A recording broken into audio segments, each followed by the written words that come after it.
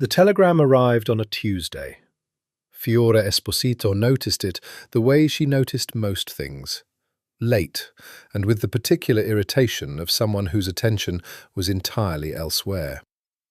She had been elbow-deep in a surgical report when her mother called, voice pitched at that specific frequency that meant something had happened, something irrevocable, something that smelled of her father's cigarettes and old debts. "Come home," her mother said. Nothing else. Fiora pressed her phone against her shoulder and looked around her office at the University Hospital of Palermo, at the framed diplomas on the wall, at the stack of patient files on the corner of her desk that would not sort themselves, at the small potted rosemary plant on the windowsill, the only living thing she had managed to keep alive in 3 years of post-residency practice, and even that looked faintly accusatory. "I have rounds in an hour," she said. "Fiora." Her mother's voice cracked on the second syllable of her name. "Please." She went. The drive from the hospital to the Esposito family home in the hills above Palermo took 22 minutes. Fiora had timed it many times over the years, gauging exactly how long she could stay away before absence became insult. The house itself was beautiful, all pale stone and terracotta roof tiles, bougainvillea bleeding violet over the front gate. The kind of Mediterranean grandeur that photographed well and felt from the inside like a slow suffocation. Her father was waiting on the terrace. Don Carmine Esposito was a large man who had grown larger with age, his hair silver now, his hands still enormous and ringless, because he had always believed that jewellery on a man was vanity. He sat at the wrought iron table where he had conducted most of the significant business of Fiora's childhood, arguments, announcements, the occasional celebration, with a glass of marsala in front of him and the expression of someone who had already decided something and was only waiting for the formality of informing her. Her mother hovered in the doorway to the kitchen. That was telling. Her mother only hovered when she expected raised voices. "Sit down," her father said. "I'd rather stand." Fiora set her bag down on the terrace wall and crossed her arms. She was 31 years old and a practicing surgeon, and she had spent most of her adult life trying to build enough distance between herself and this house, this family, this world, that she could breathe freely. It had mostly worked. Mostly. "What's happened?" "Nothing has happened." Her father's tone was careful, the tone he used when he was managing her. "An arrangement has been made." The word arrangement landed between them like a stone dropped into still water. "What kind of arrangement?" She said it slowly, carefully, the way she spoke to patients when she was about to deliver a diagnosis. Don Carmine Esposito took a long drink of marsala. Then he set the glass down and looked at his daughter with the eyes of a man who had survived 30 years in the Cosa Nostra by always knowing which battles he could not win. "The Falcone family," he said, "have proposed a union." The silence that followed lasted exactly 4 seconds. Fiora counted them. "No," she said. "Fiora, no." She uncrossed her arms. Her voice was very steady.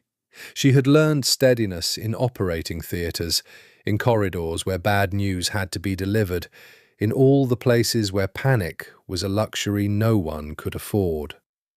"I don't care what's been arranged, or by whom, or why. I am not property to be traded between families. I am a doctor.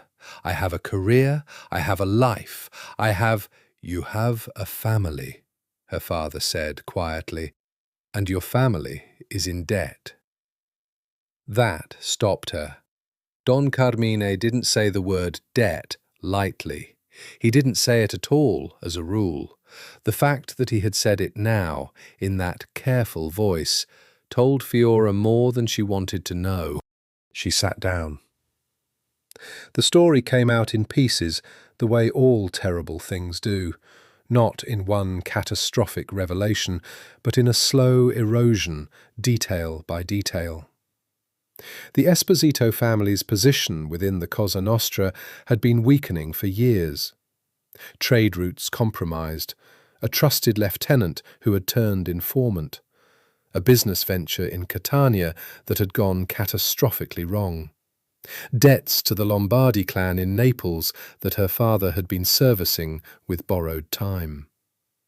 And now the Falcones, the oldest and most powerful family in Palermo's underworld, had offered a solution. "Who is he?" Fiora asked. Her voice had gone very quiet. "Nero Falcone." Her father spoke the name with something that might have been reverence or might have been fear. In the circles her father moved in, those feelings were often indistinguishable. "The eldest son. He has been away, in America, in Milan, running the family's legitimate enterprises. He returned to Palermo 8 months ago to take over from his uncle after the old Don's health declined. I don't know him. No one knows him well." Her father's fingers moved on the stem of his glass. "He is private, controlled. They say he is nothing like his father." "His father is dead?" "Yes." "How?" A pause. "That is not something I know with certainty." It was a lie, and they both knew it. Fiora felt it settle into the space between them and did not press it. There were some questions in this family that had always been better left unasked. "What happens," she said instead, "if I refuse?" Her father looked at her. His eyes were tired in a way she hadn't noticed before, tired in a way that went deeper than sleeplessness, the tiredness of a man who had been carrying something heavy for a very long time. "The Lombardi debt comes due in 60 days, he said. "If it is not settled, your brother Marco's territory in the east of the city will be absorbed. Marco himself will—" He stopped, started again. "There are consequences, Fiora, for the family, for Marco." She heard what her father was not saying. Marco, who was 24 years old and hot-tempered and had already survived 2 attempts on his life that Fiora only knew about because she'd stitched him up herself in her kitchen at 3 in the morning without asking questions. Marco, who was her father's heir and her mother's heartbreak, and the one person in this family Fiora could not stop loving, no matter how hard she tried. She stood up. "I want to meet him," she said, "before I agree to anything. I want to meet Nero Falcone." Her father nodded slowly. "That can be arranged. And I want to make something clear." She picked up her bag. Her hands were absolutely steady. "I will not give up my practice. I will not become a decoration. Whatever this arrangement is, I remain a doctor. That is not negotiable." Don Carmine looked at his daughter for a long moment. Then he said, very softly, "He asked about you, you know, before the proposal was made. He had you looked into." Fiora went still. "What did he find?" "Everything." Her father's voice held something she could not quite name. "He knows exactly who you are." She left without another word. On the drive back to the hospital, she kept both hands on the wheel and her eyes on the road, and told herself very firmly that whatever Nero Falcone knew about her, she would learn twice as much about him before they met. She was still telling herself this at 2 in the morning, lying awake in her apartment, staring at the ceiling, while something cold and certain began to take shape in the centre of her chest. Her phone buzzed, an unknown number, a single message. Saturday, 7 o'clock, the Falcone estate. I will send a car. She did not respond, but she did not sleep either. The car was black, the driver silent, and the route was one Fiora had never taken. She had dressed carefully and with deliberate defiance. A deep burgundy dress that was elegant but not soft, heels she could walk in quickly if she needed to, her dark hair up in a knot that said professional and not available. She wore no jewellery except the small gold stud earrings her grandmother had given her on the day she graduated from medical school, which she wore on every important occasion because they reminded her of who she was when everything else felt uncertain. The Falcone estate was 40 minutes outside Palermo, up into the hills where the road curved along the ridge and the city spread out below like spilled light. She had known it existed. Everyone in certain circles knew it existed, but she had never seen it. It revealed itself slowly, the way powerful things often do. First the high walls, then the iron gates, then the sweep of the private road lined with cypress trees that stood like sentinels in the headlights. The house itself was enormous. Old stone, 3 stories, with a long facade of arched windows that were lit from within, golden and warm against the October dark. A fountain in the courtyard, guards, she counted 4, positioned with the casual precision of men who had done this so many times it had become muscle memory. She noticed all of it. She was a woman who had grown up in the margins of this world.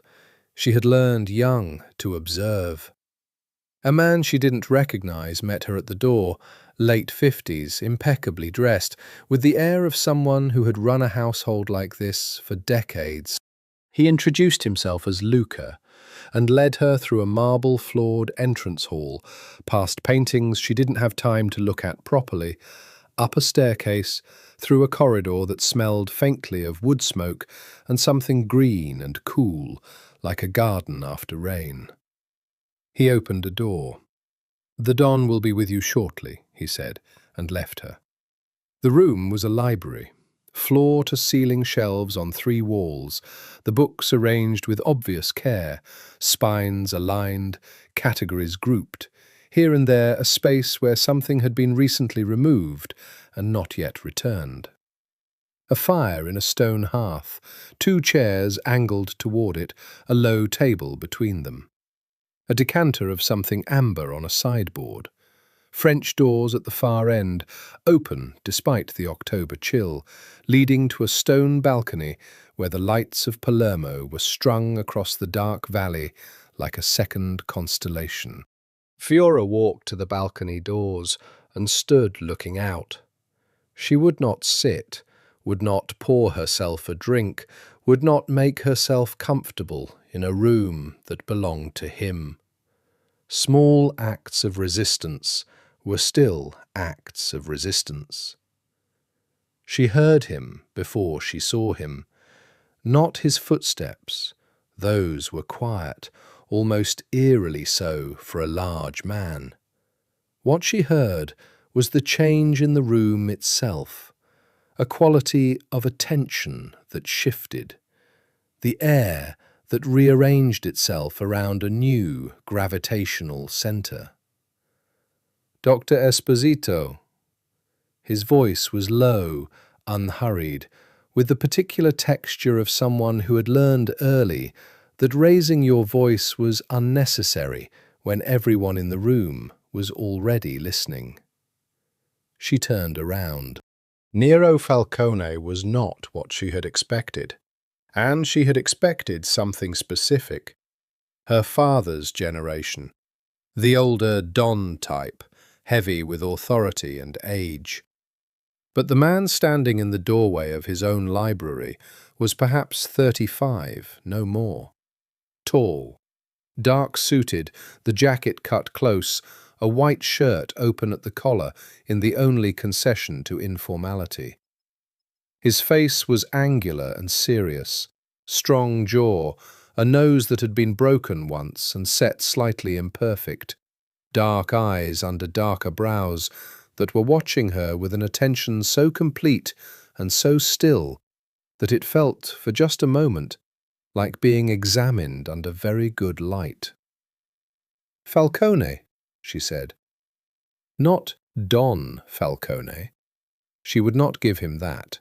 Not yet. Something moved at the corner of his mouth, not quite a smile, the recognition of a small move in a large game. "Please," he said, gesturing toward the chairs by the fire. "Sit." "I prefer to stand." She had said the same thing to her father 3 days ago. It felt important to establish the pattern early. He looked at her for a moment. Then he crossed to the sideboard and poured 2 glasses without asking her preference, brought both to her. She took hers, because refusing felt childish, and Nero Falcone did not look like a man who would be impressed by childishness. "You're not what I expected," he said. "Neither are you." She sipped. The whiskey was extraordinary. She kept her expression neutral. "My father tells me you had me investigated." "I did." She waited for the apology or the qualification. Neither came. He said it the way someone states weather, a simple fact. "And?" she said. "And you are exactly who your file says you are." He studied her over the rim of his glass.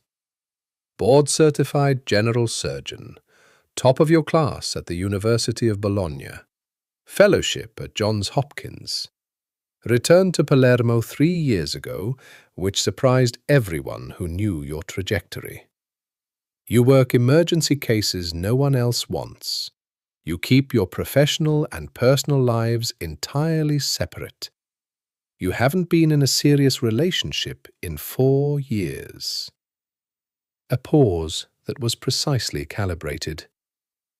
You hate this world. Yes, she said. No point in pretending otherwise. I do. Then we have something in common, he said quietly.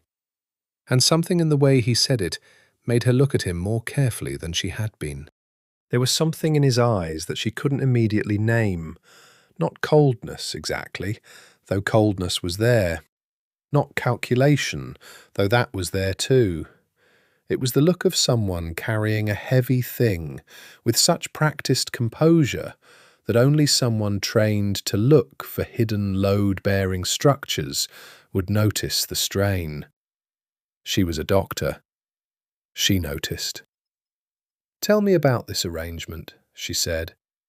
He moved to the fireplace, set one hand on the stone mantel, and looked into the fire. In profile he was sharper, the planes of his face more severe. "Your family needs protection," he said. "Mine needs legitimacy. A marriage between our families would satisfy both." Legitimacy. The word felt ugly in her mouth.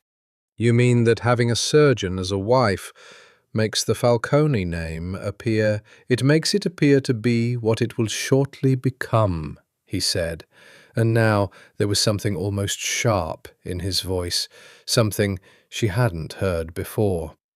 He turned from the fire and looked at her directly. "I am not my uncle, Dr. Esposito. I am not my father.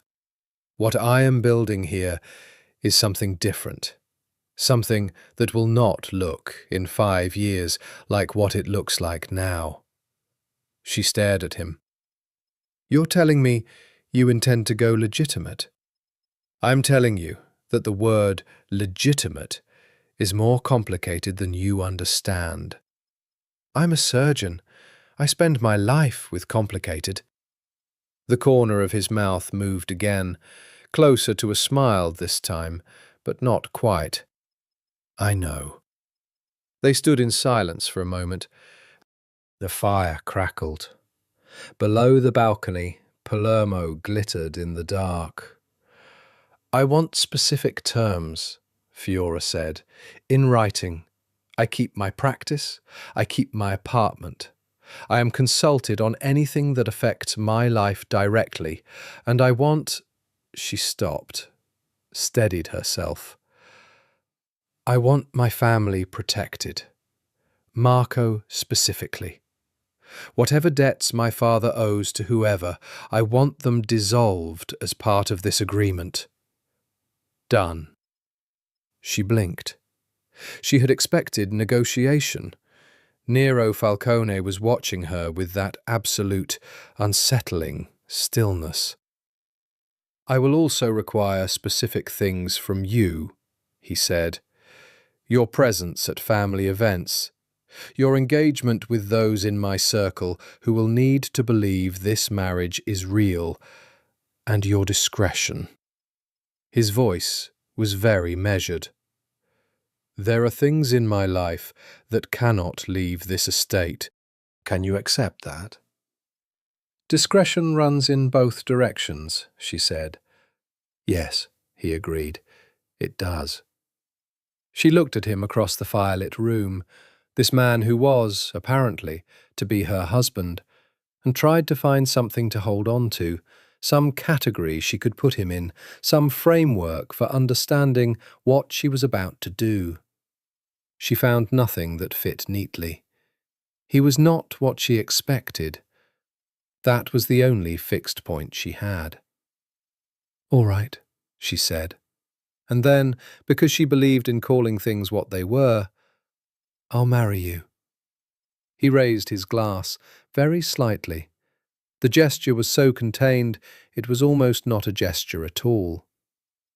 Good, he said. She left an hour later, having discussed nothing further. On the drive back down the hill, she sat in the dark of the car and pressed her fingers against her lips and thought about the way his eyes had moved to her hands when she talked, watching them the way she watched hands, looking for what they revealed. She thought about the things she'd seen in his face when he said, I am not my uncle. And she thought, for the first time since the telegram, that this situation might be more complicated and more dangerous than even she had understood. The wedding was scheduled for 6 weeks from the night of their meeting. 6 weeks was, apparently, long enough to arrange a Cosa Nostra alliance and short enough to prevent anyone from losing their nerve. Fiora spent the first week in a state she recognized clinically as dissociation, going through the motions of her hospital shifts with complete professional competence, while some separate part of her mind simply refused to process what was happening. She operated, she wrote notes, she attended a Tuesday morning case conference and contributed intelligently to a discussion about post-operative sepsis protocols. She came home to her apartment in the evenings and sat on the floor with her back against the sofa and did not answer calls. The terms arrived on a Thursday, delivered by hand, a folder of papers dense with legal language, accompanied by a note in a handwriting she recognized immediately as deliberate, controlled like its owner. Sharp, angular letters, no flourishes. Read everything. Change anything you need to. N.F. Asterisk. She read everything. The prenuptial agreement was the most comprehensive document she had ever encountered outside of a hospital contract. Her practice was protected in perpetuity. Her assets were entirely separate. A monthly sum, staggeringly large, which she planned to redirect immediately into the hospital's underfunded paediatric ward, would be deposited to an account in her name. She retained the right to maintain separate residence at her current apartment, while also having access to the Falcone estate and a dedicated suite within it. The section she read 3 times was the one titled Duration and Dissolution. The marriage, it stated, would be reviewed at the 3-year mark by mutual consent. She noted that reviewed was not the same as dissolved. She noted also that in the event of dissolution, the protections to the Esposito family remained in effect for 5 years post-separation. He was giving them a safety net even if she left. She turned this fact over in her mind for a long time. She made 3 changes to the document, marked them in red pen, and sent it back with a note of her own. Agreed, with amendments, F.E. The amended document came back signed within 24 hours.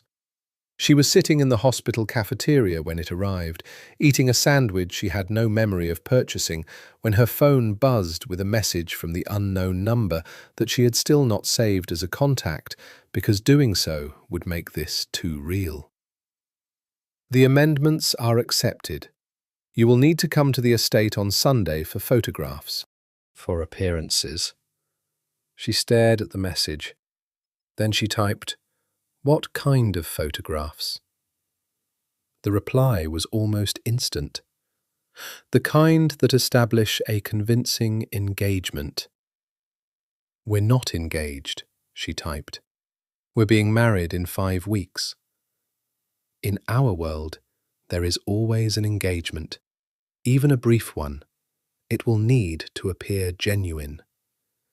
She looked around the cafeteria, at the tired nurses, the anxious families, the porter pushing a food trolley, the whole ordinary machinery of the hospital operating around her, and felt the distance between this world and the other one as a physical sensation, like standing on the edge of something high.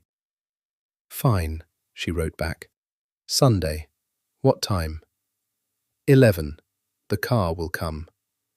She did not respond.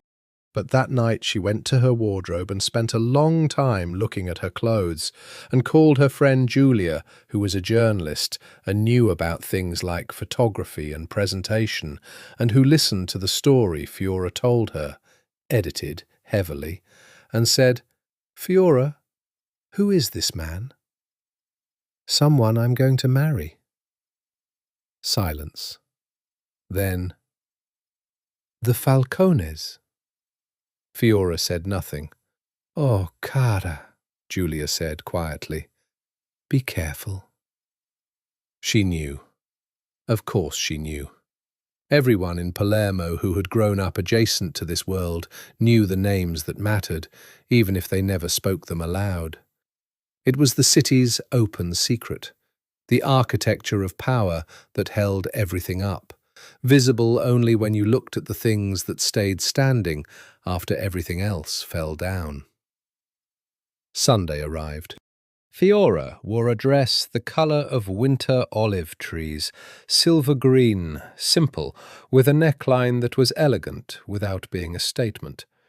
She pulled her hair down because a woman who was genuinely in love with the man she was about to photograph with would not wear her professional armour to see him. Small performances were still performances. The photographer was a woman named Vera, small and efficient and clearly experienced at this specific kind of work, the work of making things appear true. She set up on the eastern terrace where the morning light fell golden and the garden stretched down to a low stone wall overlooking the valley. Nero was already there when Fiora arrived. He was wearing a dark sweater instead of a suit, and the effect was disorienting in a way she hadn't anticipated. The formal clothes had been a kind of armour she could calibrate herself against. This was different. He looked, and she reached for the clinical word, the safe word, and couldn't find it in time. He looked like a person. Just a person, standing in morning light, his hair slightly dishevelled, holding 2 cups of coffee. He held one out to her. "You take it black," he said. She took the cup. "You had that looked up too?" "Your assistant mentioned it when I called the hospital last week." "You called my hospital?" "To confirm your schedule for the photograph session. I didn't want the office calling you at a bad time." He said it without inflection, as if this consideration were entirely unremarkable. "You were in surgery. Apparently a complicated case." "Appendectomy with complications," she said automatically. "Then, you called my hospital." "I needed information." His eyes met hers, dark, level. "I got it. Does that bother you?" She thought about it, honestly. "I don't know yet," she said. The photograph session lasted 90 minutes. Vera directed them with quiet efficiency. Stand here, look there, his hand on your waist, now look at each other. And Fiora followed the directions with the same focused compliance she brought to situations that required her to trust someone else's expertise. What she did not anticipate was how natural it felt. Not natural in the sense of comfortable. She was acutely aware of his hand at the small of her back, the warmth of him when they stood close, the particular quality of stillness he carried that seemed to extend outward and settle over everything nearby, but natural in the sense of not forced. When Vera said look at him and Fiora looked, she found she didn't need to manufacture an expression because he was already looking at her in a way that created one. It was an assessing look, measuring, precise. But underneath the precision there was something else, something Fiora would have called, in a patient, the look of someone who does not quite believe in what they're seeing. As if she were an anomaly in an equation that had otherwise been solved. "Good," Vera said softly, and Fiora realized she had no idea what her own face had been doing. Afterward, when Vera had gone, they stood on the terrace with the remains of their coffee and the city spread below them in the noon light. "My family wants a dinner," Nero said, "before the wedding. A formal meeting, both families together." "Your family," she said. "Tell me who I'm meeting." "My aunt, Concetta. She is the one who matters. My cousin Enzo, who handles the financial side of our operations.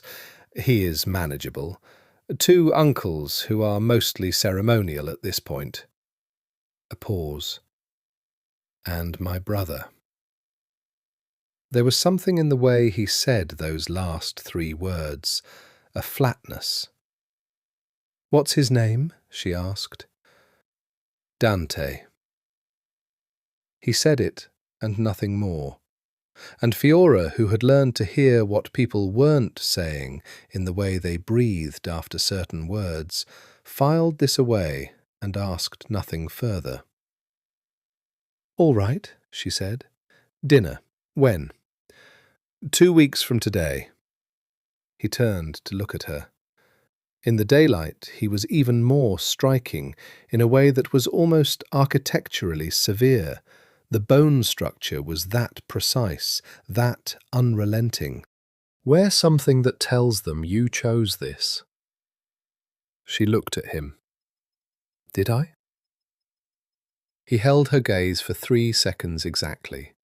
Then, "You had options. Not good ones."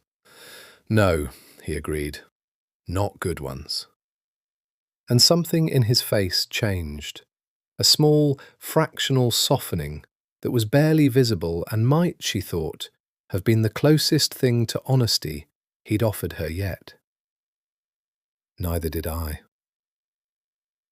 She took her coffee cup inside and set it on the sideboard, and picked up her bag and walked through the beautiful library and down the marble stairs and out through the courtyard, where the fountain played against the midday silence, and she sat in the car, and she breezed very carefully and evenly all the way back to the city.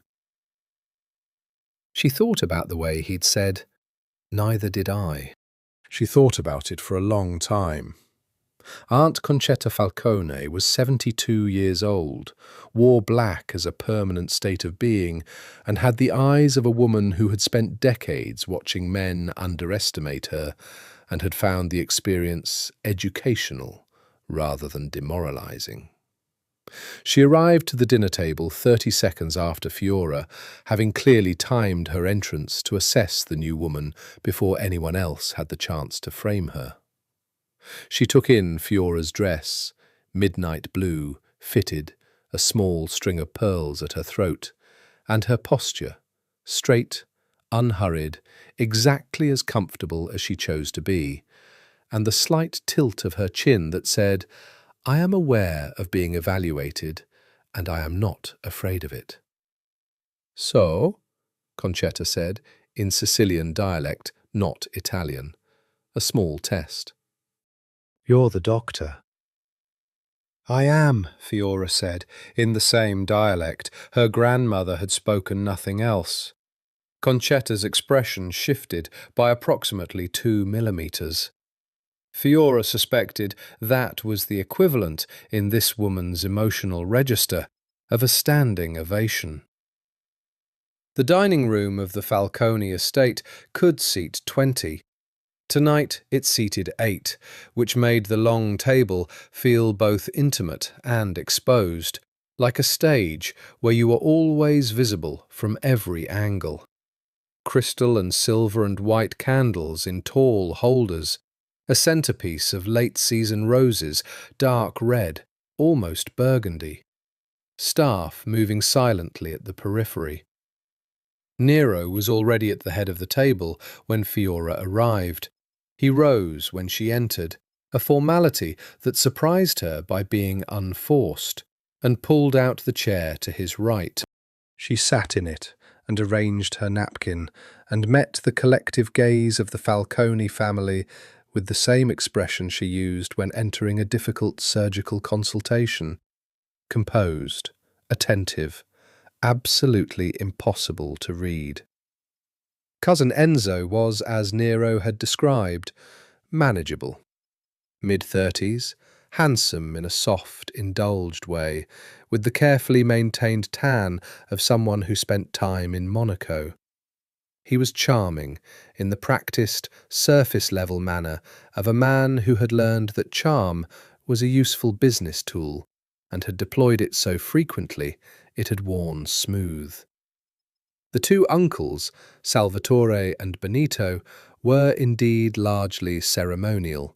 Old men with the air of former captains who had surrendered operational control, but retained their pride in the form of measured silences and occasional weighty pronouncements about the old ways. And then there was Dante. Fiora noticed him last, which she suspected was deliberate. He had positioned himself at the far end of the table, separated from the rest of the family by 2 empty chairs, his dark eyes moving around the room with a quality of attention that was entirely different from his brother's. Where Nero's stillness was controlled, a choice, a discipline, Dante's restlessness was barely contained.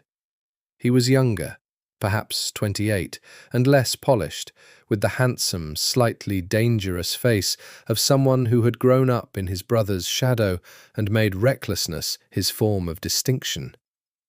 He watched Fiora throughout the first course with an interest that was not quite interest, more like assessment, more like, what are you, and what do you want? Your practice, Aunt Concetta said, addressing Fiora over a plate of sarde a beccafico, with the directness of someone who had no interest in preamble. At the university hospital. Yes. Emergency surgery, predominantly. That's right. And you intend to continue? Yes. Concetta considered this.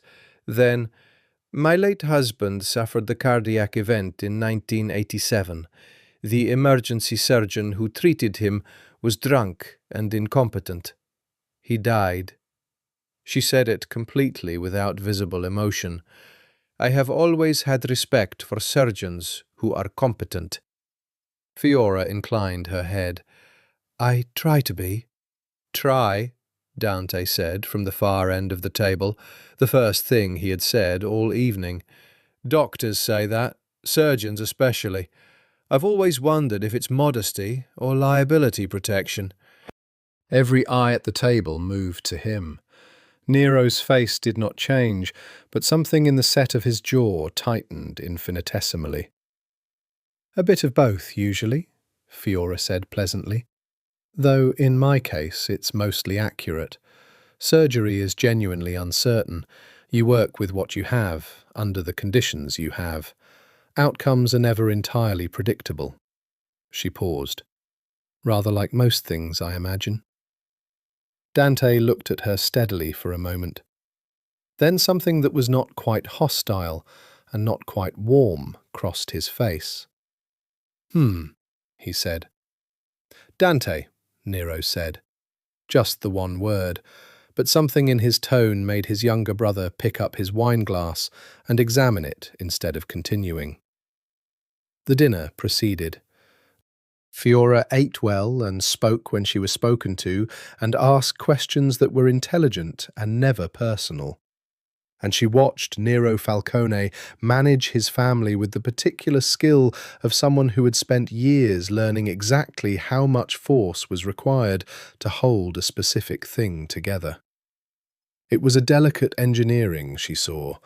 Concetta's pride, Enzo's vanity, the uncle's nostalgia, Dante's volatility, and he balanced it all with a composure that looked effortless and clearly was not. After the main course, Enzo leaned toward her with his carefully maintained smile. So, he said, how did you and Nero meet? The family story is quite vague. We were introduced by mutual acquaintance, Fiora said, which was true in its way. And you fell in love? He said it with the specific arch tone of someone who didn't quite believe it, but was curious to see how the story would be told. Things are rarely that simple, she said. Indeed they aren't.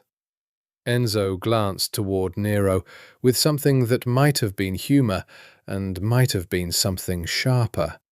My cousin doesn't do anything simply. No, Fiora agreed, looking at Nero across the table.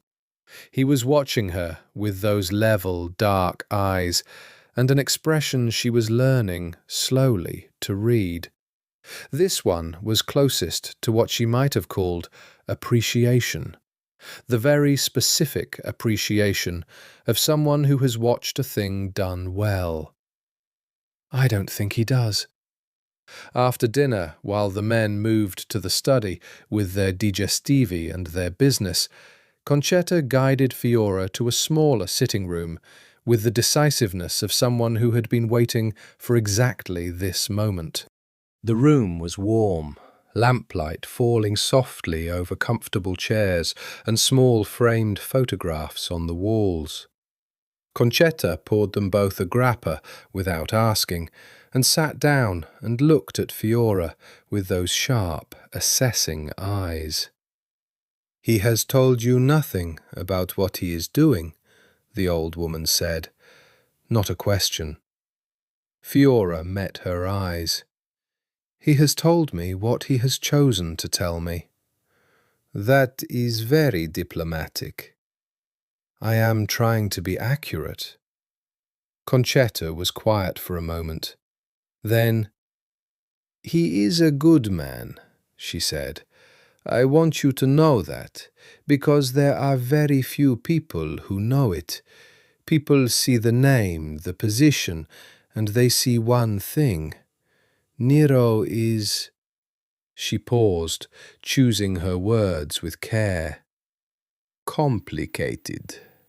He carries weight that he should not have to carry alone.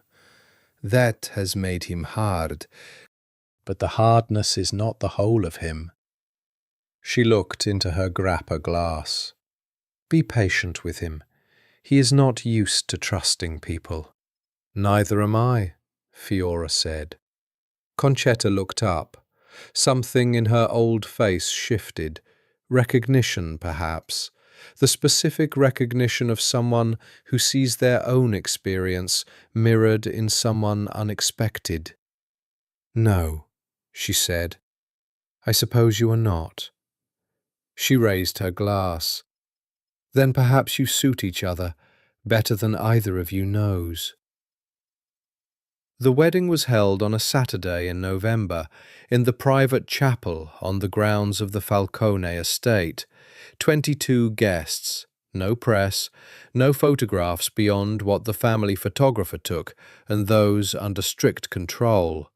2 priests, because apparently one was not sufficient for a Falcone family event. The chapel itself was extraordinary. Old stone, a ceiling painted in the 17th century, narrow stained glass windows that scattered coloured light across the floor like a benediction that had been broken into pieces. Fiora wore ivory, not white.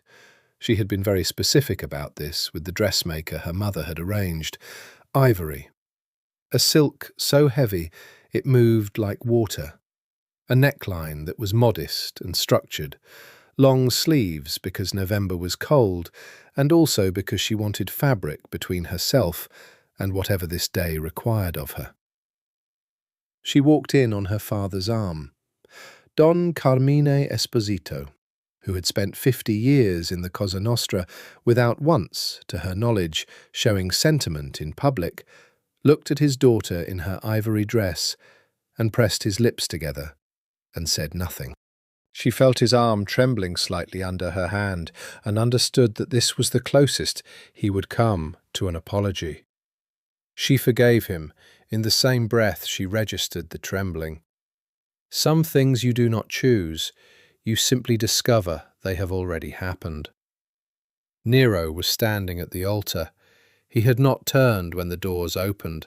He stood with his back to the room, head slightly bowed, and for a moment Fiora wondered if he was praying, and then she came close enough to see the set of his shoulders and understood that he was simply being very still, composing himself, in the particular way of someone who manages composure the way she managed difficult surgeries, through absolute concentration, through the deliberate narrowing of attention to the next immediate thing. He turned when she was 3 steps away. His face was composed. His eyes, though, she was getting better at his eyes, held something she had not seen in them before, something raw and carefully controlled, like a flame behind glass. She came to stand beside him. The ceremony was in Latin and Italian, and the priest's voice rose and fell in the candle-lit air of the chapel, and somewhere behind her she could hear her mother trying not to cry, and Concetta not crying at all, and the particular silence of 22 people watching something they were not entirely sure they understood. When Nero slid the ring onto her finger, a band of dark gold, understated, exactly what she would have chosen for herself, his hands were absolutely steady. She noted this the way she noted a patient's steadiness under a needle, with professional respect and the private understanding of how much it cost. When the priest said the words, she said hers. When Nero said his voice was low and unhurried and perfectly even, and she looked at his face and found him already looking at hers, with that dark, particular attention, and the vows fell between them like something that meant more than either of them had fully consented to yet. The priest said to kiss the bride. Nero turned to her. He put one hand against her jaw, not roughly, not possessively, with a kind of careful deliberateness, like someone who was exactly aware of what they were touching. He tilted her face very slightly upward. His eyes held hers for one suspended second. Then he kissed her. It was brief, controlled, a kiss that was intended to be witnessed and nothing more. But his thumb moved just once against her cheekbone, in a gesture so small and unconscious that she was almost certain he didn't know he'd done it. She felt it for hours afterward. The reception was in the main house, in the great dining room that could, at full capacity, accommodate 40.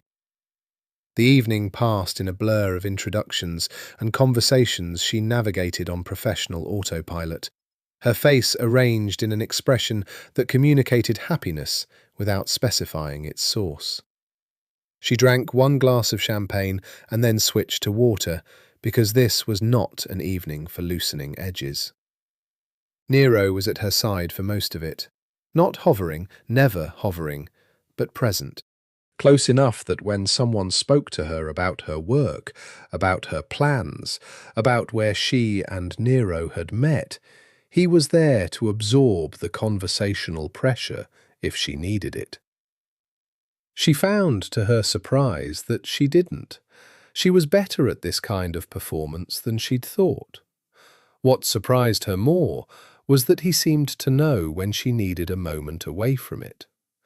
Twice over the course of the evening, he found some reason to steer them both toward a quieter corner, here to look at a painting, there to speak to Concetta, and only later, reviewing the evening in the privacy of her head, did she recognize that both times had been exactly when she'd felt the performance beginning to strain. He noticed things. That was becoming clear. At 11 o'clock, when the last guests were leaving, Nero guided her with a hand at her back through the diminishing crowd and up the main stairs. On the landing, he stopped and looked at her. "You're in the east wing," he said. "Second room on the left. Luca has your things from your apartment." "Not all my things," she said. "I'm keeping the apartment." "I know." He paused. "As per the agreement." They stood on the landing, the sounds of the reception drifting up from below, and looked at each other with the strange, particular awkwardness of two people who were legally married and had kissed once, and were still, in every meaningful sense, strangers. "Thank you," he said. She looked at him. "For what?" "For today.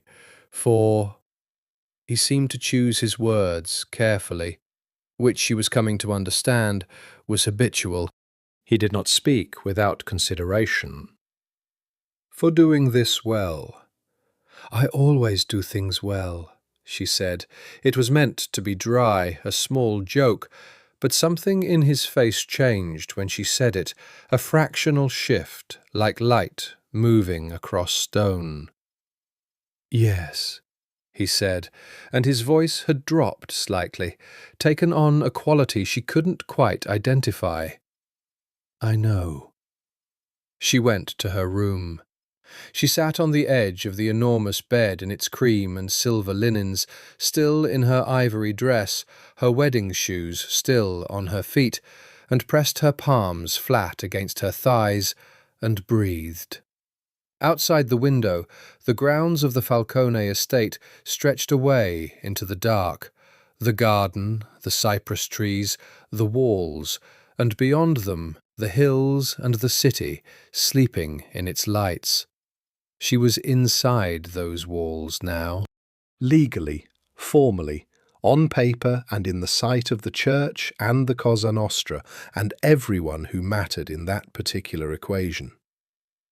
She reached up and unclipped her earrings, her grandmother's earrings, and held them in her palm.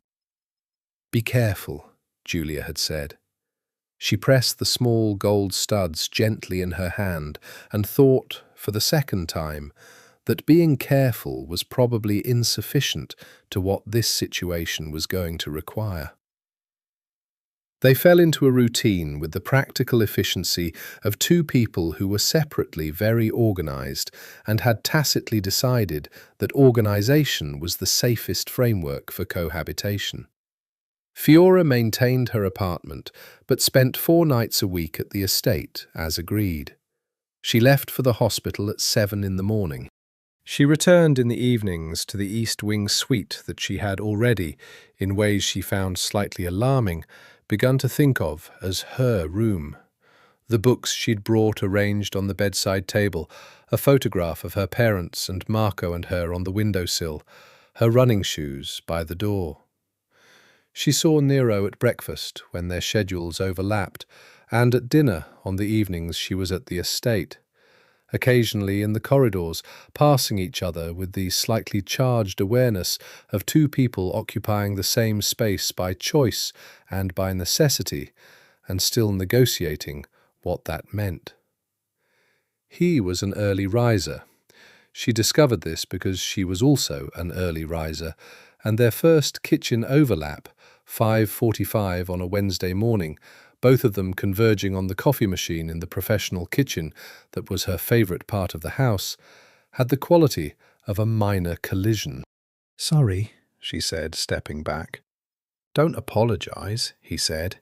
He moved around her with the unhurried precision of someone who was comfortable in this kitchen, reached past her for the coffee and began making it in the particular way she had now watched twice and recognised as his method. Specific, consistent, a small ritual. He made enough for 2 without asking. "You're up early," she said. "I work in the mornings." He handed her a cup. "Before everything else starts." "What does everything else include?" A pause that was a breath too long. "Management," he said, which told her nothing and everything. She took her coffee and sat at the kitchen island, and he stood at the counter, and they drank in a silence that was, she realized with some surprise, not uncomfortable. She was a person who required silence in the mornings, who had always found the social demand of early morning conversation an imposition. The fact that he apparently required the same thing created an unexpected commonality. "What time is your first case?" he asked after a few minutes. 7:30. Cholecystectomy. Should be straightforward, unless the imaging lied to me. Does imaging lie often? Often enough to keep it interesting. She wrapped her hands around her cup. What about you? Calls with our people in Milan at 8. Legal meeting after that. He turned to look at her, leaning against the counter, and she noticed that he looked different in the mornings than he did in the evenings, less armoured somehow. His hair not yet carefully arranged, the dark eyes carrying the particular quality of someone whose defences weren't fully deployed yet. "You don't ask about the specifics," he observed. "Should I?" "Most people do." "I'm not most people." She met his eyes over her coffee cup, and I suspect the specifics of your Milan calls are not information I need to have. Something moved behind his gaze. That same flicker she kept seeing and not quite identifying. "No," he said, "they're not." "Good, then we understand each other." A very slight pull at his mouth, not a smile. She hadn't seen him actually smile yet, she realized, but something adjacent, a direction his face wanted to go. She left for the hospital at 6:50 and spent the drive allowing herself, in the privacy of the car, to be honest about what was happening to her. Not the marriage, not the arrangement, the simpler, more inconvenient thing. She was becoming curious about him. Not in the way she had been curious the night she was first brought to the estate, when curiosity had been a tool for self-protection. A different kind of curiosity. The kind that pulled in the direction of another person, not to assess threat, but to understand something. The kind that noticed how he made coffee and remembered details of her morning routines and produced a slightly different quality of silence at 5:45 in the kitchen than he did in the library or at the dinner table. She was a scientist. She recognized the beginning of a pattern when it started appearing. She scrubbed into surgery at 7:25 and gave herself entirely to the cholecystectomy, which was not, in the end, entirely straightforward. There was scarring that the imaging had underrepresented, and a procedure that was supposed to take 40 minutes took 95. And when she came out, she was tired and precisely focused in the way she only was after a hard case. Her phone showed 3 missed calls, 2 from the hospital administration, 1 from an unknown number that wasn't Nero's number. She called back the unknown number while still in the scrub room. It rang once. "Dr. Esposito?" A man's voice, not one she knew. "My name is Inspector Ferraro. I'm with the Anti-Mafia Directorate. I'd like to speak with you, if you have a moment." The air in the scrub room was cold and antiseptic. Fiora stood very still. "I have a great many moments," she said carefully. "What would you like to speak about?" "Your husband," the inspector said, "and his activities. We believe you may be in a position to help us, Dr. Esposito. We understand this is a delicate situation." She looked at the wall of the scrub room, at the tile grout and the rack of surgical instruments, at the mundane hospital smell reality of the world she had built for herself. "I'll need you to come through proper channels," she said. "I don't respond to calls from unknown numbers about sensitive matters." "Of course," said Inspector Ferraro pleasantly. "That's entirely understandable. We'll be in touch." The line went dead. Fiora stood in the scrub room for 30 seconds. Then she took off her gloves, dropped them in the bin, washed her hands again, a habit, a reflex, the small physical ritual of transition between one state and another, and went to her next case. She did not call Nero. But that evening, at dinner, she looked at him across the table and thought about what Concetta had said. He is a good man. And about Inspector Ferraro's careful voice, and about the fact that she was now, legally and publicly and in the sight of God and the Cosa Nostra, connected to this man in a way that meant the Anti-Mafia Directorate finding her number was not a coincidence. She ate her sea bass and drank her wine and said nothing. She would need more information before she could know what to do. That was always the truth of a difficult diagnosis. You observed first. You did not act on incomplete data. She observed. She found the room by accident. 3 weeks into the arrangement, a Friday evening when she had come to the estate after a late shift and the house was quiet. Luca had told her Nero was home, but the east wing lights were all dark, and she had assumed he was working in the study. She had gone looking for a book. The library had become, without deliberate intention, her favourite room in the house. It smelled right, that particular combination of old paper and wood smoke and the cold, clean air from the balcony doors, and the books were extraordinary, in 5 languages, and whoever had organised them had done so with intelligence and personal taste rather than mere display.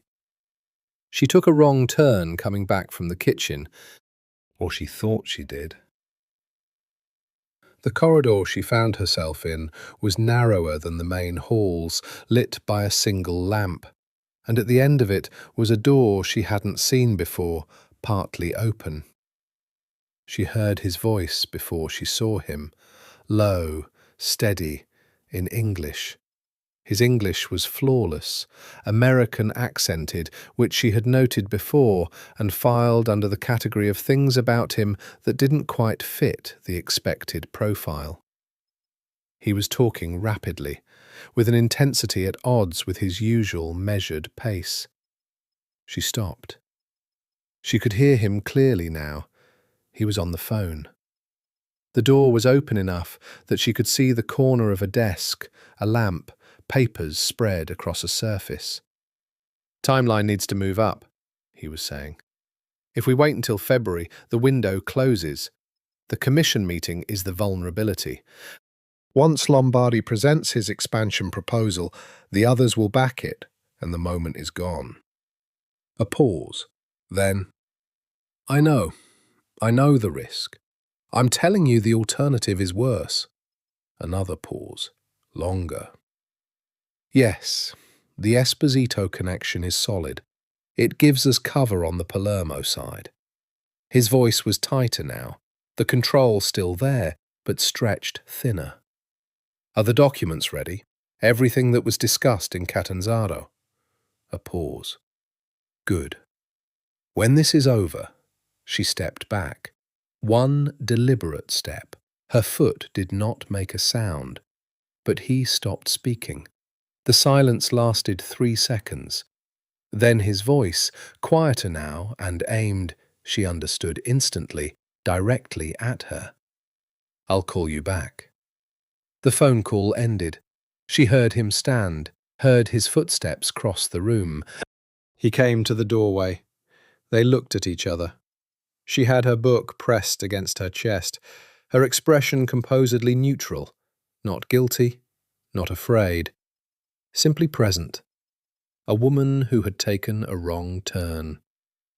He searched her face with his dark eyes in the way she was coming to recognize as his default mode of intelligence. Rapid, thorough, processing. "I got turned around," she said. "The East Wing is the other direction," he said. "I know. I found a wrong corridor." He stepped back from the doorway, not quite inviting her in, but no longer blocking the space either. She could see the room more clearly now. It was smaller than the library, more functional. A large desk covered in documents, a laptop, 2 screens. Bookshelves holding files rather than novels. On one wall, a large map of Sicily. On another, a board, the kind with strings and photographs and printed documents that she had time to glance at before she recognized she was not supposed to be seeing it and looked away. "I heard part of your call," she said. It was a deliberate choice to say it, to put it between them honestly, rather than carry it alone. "Not intentionally. I'll pretend I didn't." His jaw moved very slightly. "What did you hear?" "Enough to understand that whatever you are doing is not what your family thinks you are doing." She met his eyes steadily. "And not what Inspector Ferraro of the Anti-Mafia Directorate thinks you are doing either."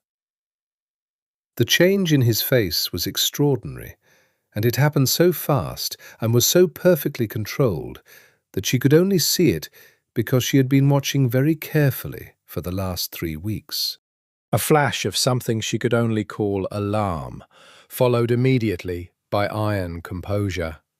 "Ferraro called you," he said, flat, not a question. 3 weeks ago. I didn't respond." "You didn't tell me." "No," she said. "I was waiting to understand the context." He was very still. She could almost see him thinking. The rapid, precise calculation of someone assessing a situation from all angles simultaneously. Then he stepped back from the doorway fully and said, with the controlled care of someone making a significant decision, "Come in." She did. She sat in the chair across from his desk and set her book on her knees and looked at him. He sat down, slowly, put his elbows on the desk, steepled his hands in front of his mouth. The silence was long. "I am working with the DIA," he said finally. "The Direzione Investigativa Antimafia. Have been for 4 years. I am not what this family appears to be, or I am dismantling what this family has been from within. And I will tell you no more than that, because every detail you know is a danger to you." Fiora looked at him for a long moment. She thought about the documents, the map, the board with its strings and photographs, the voice she had overheard, the window closes, the commission meeting, the Esposito connection is solid. She thought about what it meant to live inside a fiction that complete for years, with such precision that even your own family believed it. She thought about what it cost. "The Esposito connection," she said. "That's what this marriage is." His eyes didn't flinch. "Among other things?" "Among other things." She absorbed this. "So I am your cover story." "You are my wife," he said, and his voice had a roughness in it she hadn't heard before. "Whatever else this is, that part I take seriously." She sat with that for a moment. She was a person who believed in accuracy, in naming things correctly. This was a thing that would need to be named correctly. "All right," she said. "Then let me be clear about what I require." She folded her hands on her book. "I will not compromise my practice. I will not put my patients in danger. If at any point what you are doing puts someone in my hospital at risk, that supersedes everything else. Do you understand that?" "Yes. And I expect honesty." "Not everything. I understand why you can't tell me everything. But no lies. Silence when necessary. Never lies." He looked at her for a long, steady moment. "You're not afraid?" he said. "I'm terrified," she corrected him. "But I manage that internally. It doesn't affect my decisions." Something happened in his face then, a shift that was more significant than any she had seen before, something opening, very slightly, in the iron composure, something that looked, she thought, almost like being seen by someone for the first time in a long time. "All right," he said. "No lies." She picked up her book and stood. "Good night, Nero." It was the first time she had used his name without his surname. She didn't do it consciously, it simply came out that way. She didn't look back at him as she left the room, but she heard him, very quietly, say, "Good night, Fiora." November became December in the particular way of Mediterranean winters, not with drama, but with a slow cooling, the light going golden and then amber and then thin, the hills above Palermo softening to grey-green, the city pulling its collar up. Fiora's life had developed a rhythm she hadn't anticipated, the mornings with their coffee and early silences, the hospital days that were entirely her own, the evenings at the estate that had begun, in small increments, to resemble something other than an arrangement, and something approaching, she was careful with the word, coexistence. She told Nero about difficult cases the way she might have told anyone she was coming to trust, briefly, technically, stripped of unnecessary detail. He listened with the quality of attention she was growing accustomed to, absolute, focused, no performance of interest, simply interest itself. He asked questions that were intelligent and not intrusive. He remembered what she told him, referenced it later, in ways that indicated he had been genuinely paying attention. He, in turn, told her things. Small things. The kind of things that would have been difficult to falsify, even if he were that kind of man. That he had spent 2 years in America, at Columbia, studying law, before his father's death changed his trajectory. That he had a habit of reading until 2 in the morning that he had inherited from his mother. That Dante, his younger brother, was the only person in his life he had ever told the complete truth, and that even that had complicated consequences. "He knows?" she asked one evening, in the library, where she was reading and he was working at the secondary desk he had quietly installed there at some point. She had come downstairs one morning to find it, and asked no questions about it. "He knows some of it," Nero said without looking up from his papers. "He knows I am not what I appear to be. He does not know the extent." A pause. "He is trying to figure out which side of an eventual line he will stand on." "And what will you do if he chooses the wrong side?" A long silence. "I don't know," he said. It was the first thing he had said to her with no calculation in it at all, raw and unguarded, and she thought that cost him something. She returned to her book and said nothing more.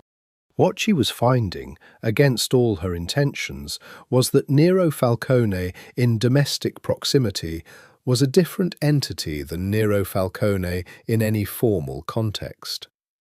The composure was the same. She didn't think it ever fully left him. She thought it might be structural, part of how he was built. But within it, there were things she hadn't expected. A dry, barely visible humour. Opinions about books, strong ones, which he expressed with the brevity of someone who had long since stopped expecting anyone to debate them.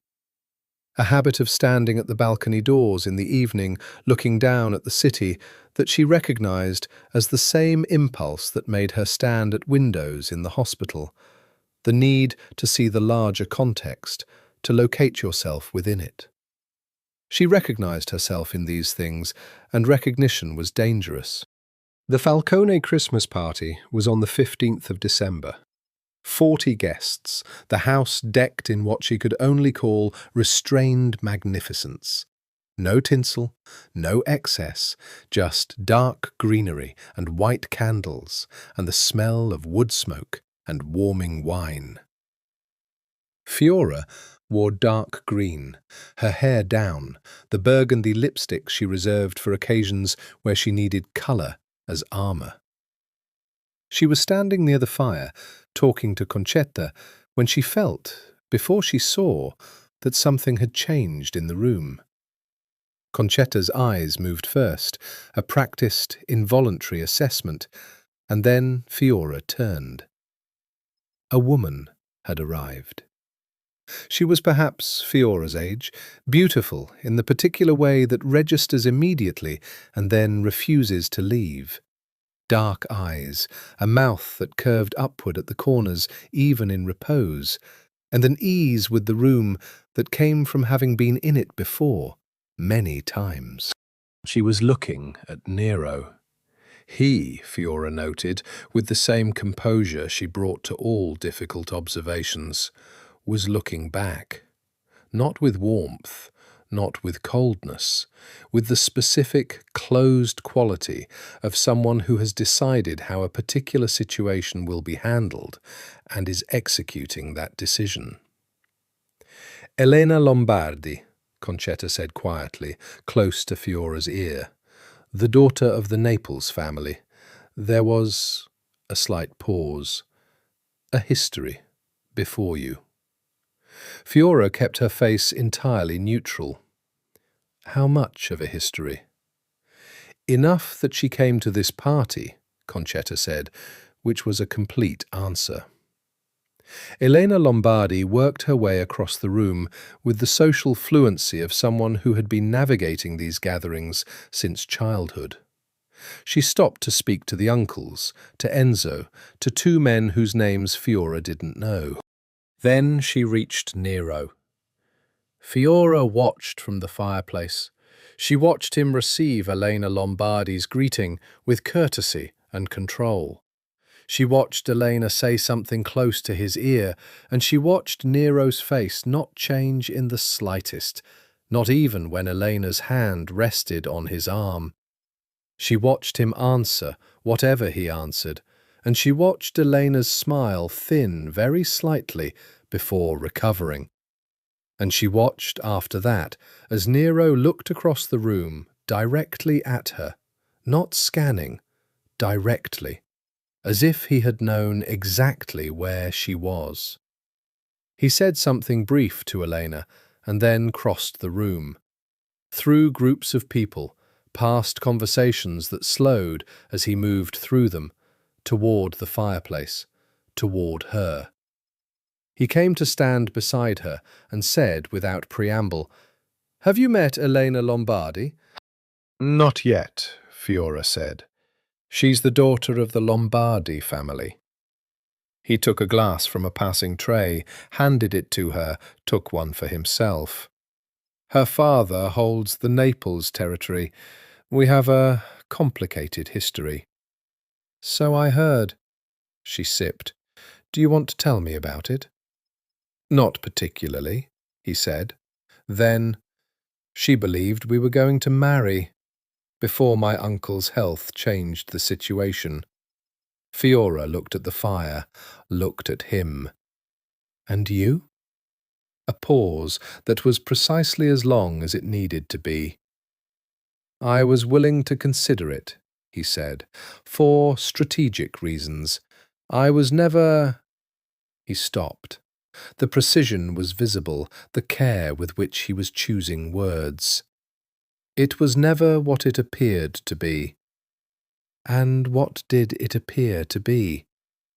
He looked at her then, directly, with that dark, specific attention. "She was in love with me," he said simply. "I was not in love with her." The honesty of it, delivered so flatly, was somehow more affecting than elaboration would have been. She turned back to the fire. "I see," she said. "She will try to speak to you privately this evening," he said. "I'm telling you this so you're not taken by surprise."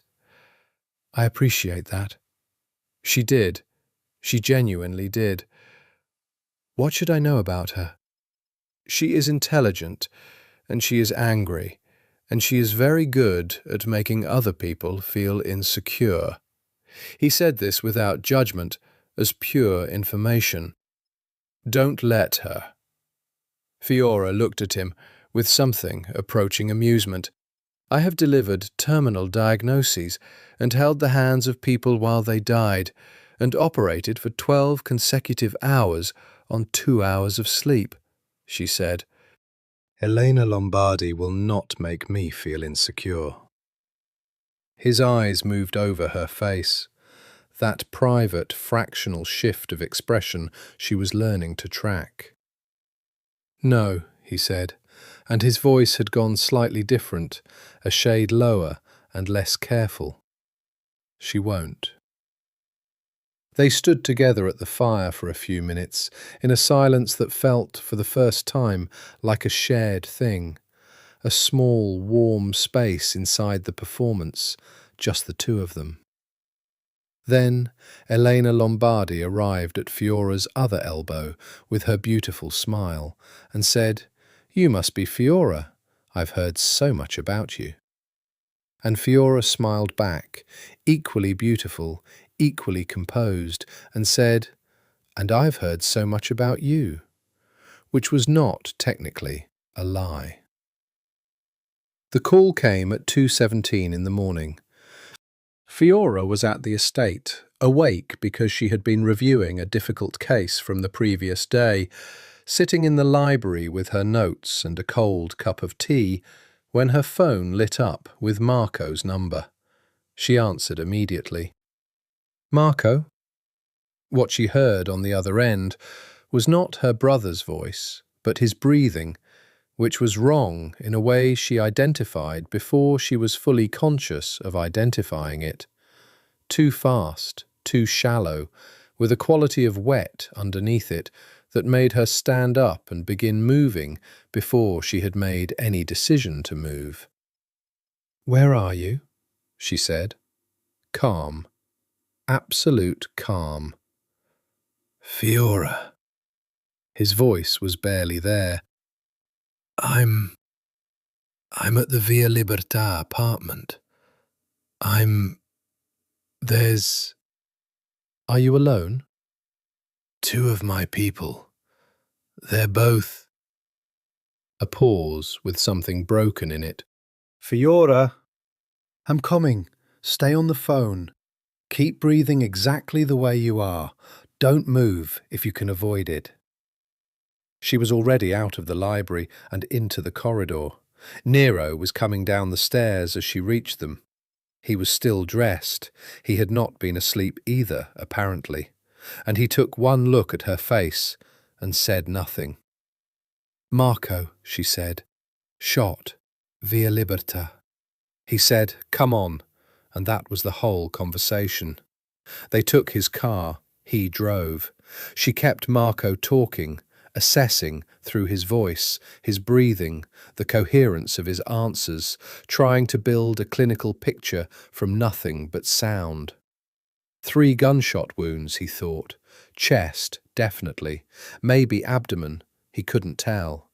One of his men was dead. The other was conscious and mobile and holding something against the chest wound that Marco could not identify. "Good," she said to Marco. "That's good. Pressure is good. 15 minutes. Fiora, 15 minutes. Nero drove the way she performed surgery, with total focused precision, no wasted movement, a path through the city that was fastest without being reckless. He said nothing. His hands were relaxed on the wheel, and his face was very still, and she understood, in some peripheral part of her brain, that he had done this kind of thing before, driven toward emergency, maintained composure when everything in his body was probably urging a different response. The Via Libertà apartment was on the 3rd floor of a building that looked from the outside like any other.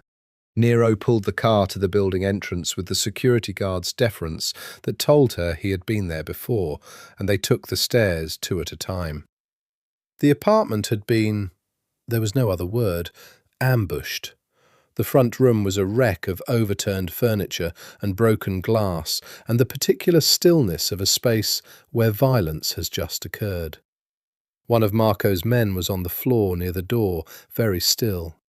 The other, young, early 20s, had Marco propped against the kitchen wall and was pressing a cloth, a shirt it looked like, hard against Marco's left side. "Move," Fiora said to the young man, not unkindly, and she was beside her brother, and her hands were where his were, and she was already working. Her medical bag was in the car.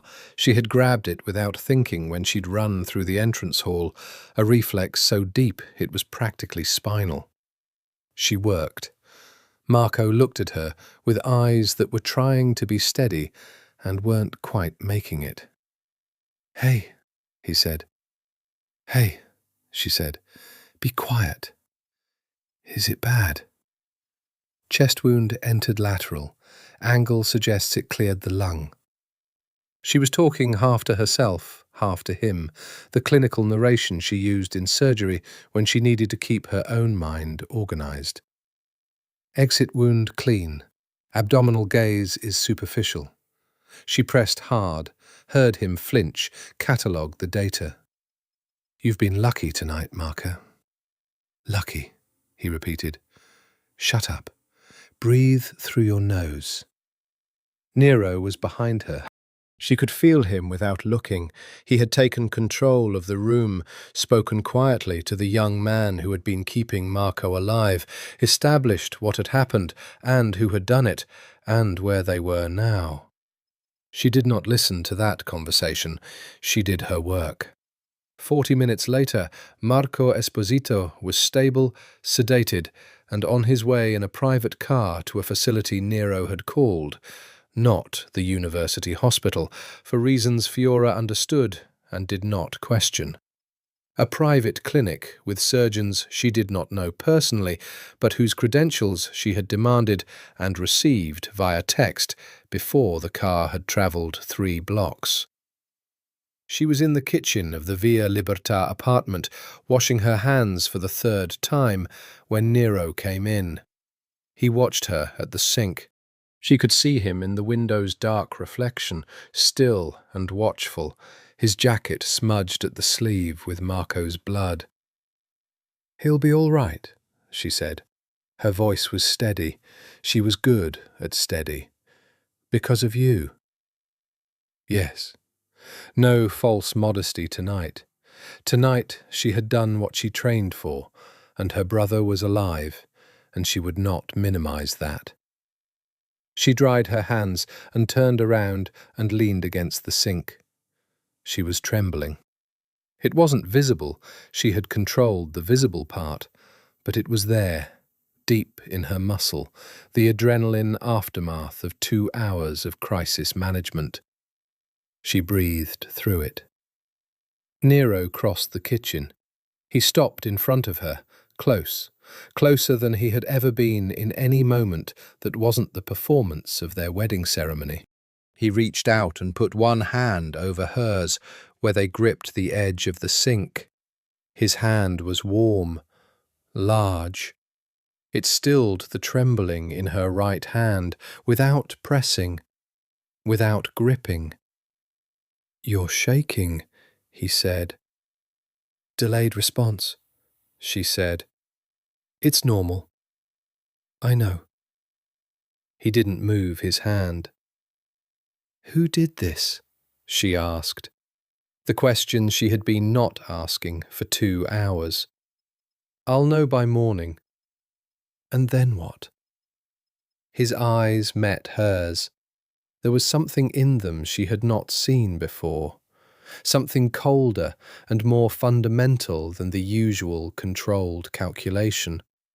Something that was not, she realized with clarity, anger. It was older than anger. It was the thing that came before anger was necessary. Certainty.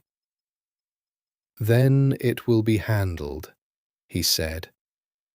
She looked at his face for a long moment, at the man who was her husband, her cover story, her unknowing morning companion and her silent co-resident, and the person who had driven through Palermo at 2 in the morning without being asked and had moved through a violent room like someone who had been trained, or had trained himself, for exactly this. "I don't want to know what handled means," she said. "No," he agreed, "you don't." She looked down at his hand over hers, at the contrast of warmth against the cold edge of the sink. "Thank you," she said, "for coming." "Did you think I wouldn't?" She met his eyes. "I didn't think about it. I just started moving." "So did I," he said. They stayed like that for a moment longer, his hand over hers in a kitchen that smelled of blood and antiseptic and the particular awful quiet of aftermath. And she thought about the word handled, and about what it meant to be married to a man who was simultaneously dismantling the world that had just tried to kill her brother, and what it meant that she felt, in this moment, not afraid of him, but something else entirely. Something she was not ready to name. She did not go back to the estate that night. She stayed at the clinic until Marco was out of surgery at 5 in the morning, and the surgeon, competent, she had satisfied herself of that, gave her the post-op report with the particular tone of medical professionals recognizing each other. Marco would be fine. The chest wound was clean. 2 weeks of recovery, and he would be irritating her again. She told her mother at 5:15 in a phone call she dreaded and executed. Her mother cried. Fiora absorbed it, made practical statements about timeline and recovery, and disconnected the call feeling simultaneously deeply sad and completely exhausted. She found Nero waiting outside the clinic. He was leaning against the car in the pre-dawn chill, coat collar up, hands in pockets. He looked up when she pushed through the clinic door, and something in his face settled, a tension she hadn't seen clearly until it released. "He's fine," she said. Nero breathed out. It was barely audible, but it was there. She walked to the car, and he opened the door, and they drove back to the estate in silence that was not the easy morning silence of their kitchen routines, but something heavier and more significant. Silence with substance in it, with the weight of the night. They ate breakfast in the kitchen. He made eggs. She sat at the island and drank coffee and watched him cook with the unself-conscious competence of someone who has fed himself for a long time alone. She thought about his years in America, in Milan, the years of running operations and maintaining the fiction and being precisely what no one suspected. "Who shot him?" she asked. She had waited until now, until the food was in front of them, until the most acute part of the night had passed. He sat across from her, set down his fork. "The Amato faction," he said, "allies of the Lombardi family." Why Marco specifically? A message. His voice was very level. "To me. They know the Esposito marriage is significant. They're testing whether I'll respond and how." She absorbed this. She ate a bite of egg. "And will you?" "Yes." "What does that mean?" "It means a response will be made." He met her eyes. "One that does not involve further violence toward anyone's family." A pause. "But one that will be understood." She looked at him carefully. The morning light through the kitchen windows was pale and silver, and in it he looked tired, she realized. It was the first time she had seen tiredness on him, and it made him look different, more human, more contained in the way things look when they're carrying what they can carry, and not much more. "You're working against the DIA's timeline," she said. He looked up. "If you respond visibly," she said, "it changes your profile. It changes what they're expecting from you. It may compromise whatever you've been building." She held his gaze. "I'm right." He was still for a long moment. "Yes," he said, "you're right." "So you can't respond the way you would normally respond?" "No." "And you can't explain to the Falcone family why you're not responding the way they would expect?" "No." "And Dante is watching." His face was very still. "Yes." She thought about this. She ate her eggs. Outside, the estate gardens were grey and still in the early morning, frost on the grass, the cypress trees dark against the pale sky. "I want to understand something," she said, "about what you're actually doing. Not the details. I don't need the details. The shape of it." He considered her for a long moment.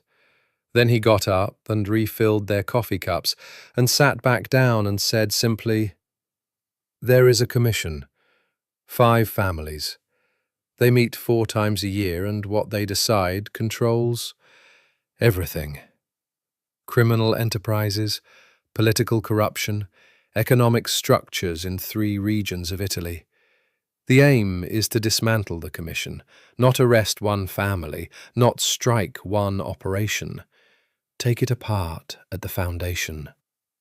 That requires being inside it long enough to know everything it is and everyone it involves. He stopped. That is the shape of it.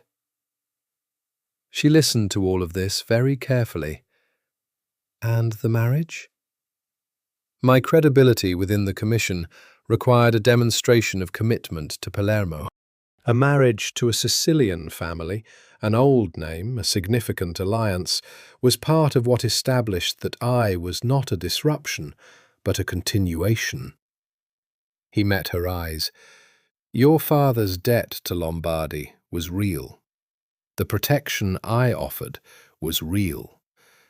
The rest is complicated, she said.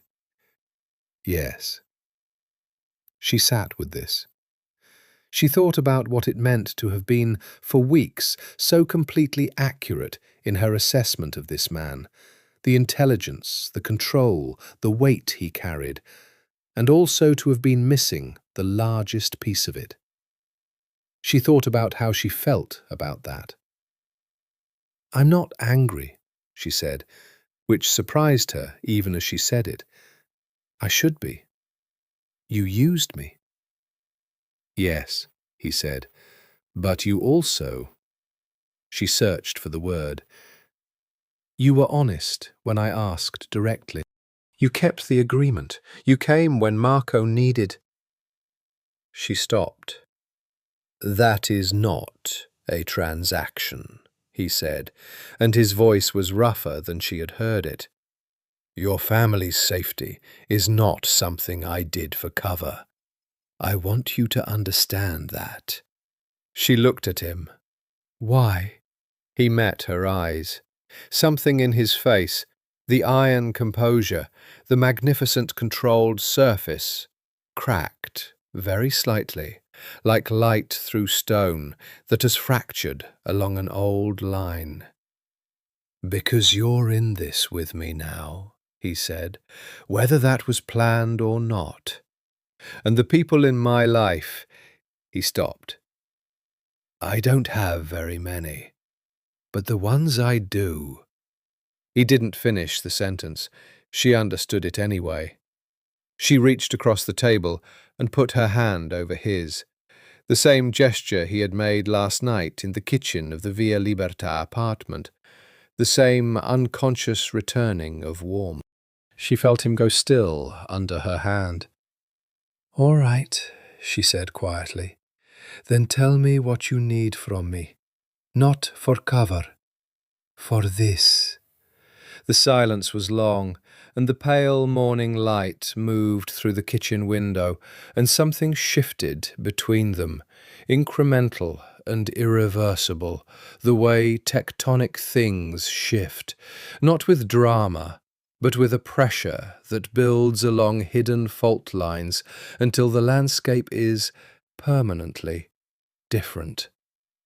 Time, he said finally. I need time. And I need you to... He looked at her hand on his, then at her face. Stay. It was the simplest word he had ever said to her. It was also, she understood, the most honest. I'm not going anywhere, she said. Elena Lombardi arrived at the estate uninvited on a Tuesday. Fiora was home unusually early, a surgical slot that had opened and closed again, a rare, empty afternoon, which he had spent trying and failing to read, and actually thinking about the conversation in the kitchen 3 days ago, and what the word stay had felt like in the air between them. She heard the car arrive. She looked out from the library balcony and recognized Elena's car from the Christmas party, a red Alfa Romeo, the colour of a very deliberate choice. She considered remaining in the library. Then she put down her book and went downstairs. Elena was in the entrance hall when Fiora came down, Luca hovering at a diplomatic distance, with the expression of a man exercising profound professional restraint. She was beautiful in the afternoon light. Dark coat, dark eyes, and the particular carriage of someone who has decided they have rights in a place they no longer have rights in. "Elena," Fiora said. Elena turned. Her smile was perfectly calibrated, warm on the surface, with a precision underneath it that Fiora recognized because she used something similar in difficult patient consultations. "Fiora, I hope I'm not interrupting." "Not at all." She descended the last step. "Nero isn't here, I'm afraid." "I know," Elena said. "I came to see you." They looked at each other for a moment. Fiora could feel Luca hovering. She said, "Come through," and led Elena to the smaller sitting room, not the library, which was hers, not the formal drawing room, which was too much of a stage. The comfortable middle room. She offered tea. Elena accepted. They sat. "I'll say what I came to say," Elena began, "because I think you're a person who prefers directness." "I am," Fiora agreed. "Nero and I—" She stopped, took a breath that cost her something. "What was between us was real, on my side. I want you to know that I know the difference between what he felt and what I felt, and I'm not here to claim something that isn't there." She met Fiora's eyes. Her own were very direct, and Fiora could see in them the intelligence and the hurt and the considerable effort it was taking to have this conversation at all. "I came because I need to know if he's safe." Fiora was very still. "What do you mean?" she said carefully. Elena looked at her for a long moment. "My father has been talking about Nero differently for the past 3 months," she said. "There's something, a plan, I think, that involves the commission and the Falcone position. I don't know the details. I was not told the details." Something bitter crossed her beautiful face. Women in this world are never told the details, as I'm sure you've noticed. But I've grown up in it. I can hear the shape of things. She paused. "And the shape of what my father is planning involves Nero being in a very dangerous position." Fiora set down her tea carefully. "Why are you telling me?" "Because I still—" Elena stopped, looked at her hands. "Because whatever he is to me now, I do not want him hurt." She looked up. "And because I think you are someone who can do something about it, if you know." Fiora held the woman's gaze for a long moment. She thought about what she could say, what she should say. She thought about Nero's voice, "The commission meeting is the vulnerability," and the board in the room she wasn't supposed to have seen. She thought about February and timelines and the Amato faction and Marco's blood on white tile. "What specifically did you hear?" she said. Elena leaned forward, told her. It took 12 minutes. When she was done, Fiora sat quietly for a moment, processing. Then she said, "Thank you." Elena stood. "For whatever it's worth," she said, "you seem good for him. He looked at you differently at the Christmas party." Something that might have been the predecessor of a smile crossed her face, brief and painful. "He never looked at me the way he looked at you." "Elena, don't," she said. "Not unkindly. Just don't let him get killed. He's annoyingly difficult to hate." She picked up her bag. Fiora walked her out. At the front door, Elena stopped and said, without turning, "Be careful of Dante. I don't know what side he's on. I don't think he knows either." Then she was gone, the red Alfa Romeo pulling out through the cypress-lined drive, and Fiora stood in the doorway of the Falcone estate, with the pale afternoon sun on her face, and the knowledge that whatever shape things had taken 3 days ago in the kitchen, they were moving faster now. She called Nero. He answered on the second ring. "Fiora, you need to come home," she said. "We need to talk." A pause. She could hear him reading her tone, processing, recalibrating. "How soon?" "Now," she said. "Please." "I'll be there in 30 minutes. He was there in 20. He sat across from her in the library and listened. She told him everything Elena had said, and she told it the way she gave surgical reports, sequentially, clearly, with the details that were relevant and none that weren't. When she was done, the fire had burned lower and the room was darker, and Nero was sitting very still in the chair across from her, with his elbows on his knees and his hands clasped. "She's right about the commission meeting," he said. His voice was very level. The February date was something only a small group knew. Elena must have... He stopped. His jaw was tight.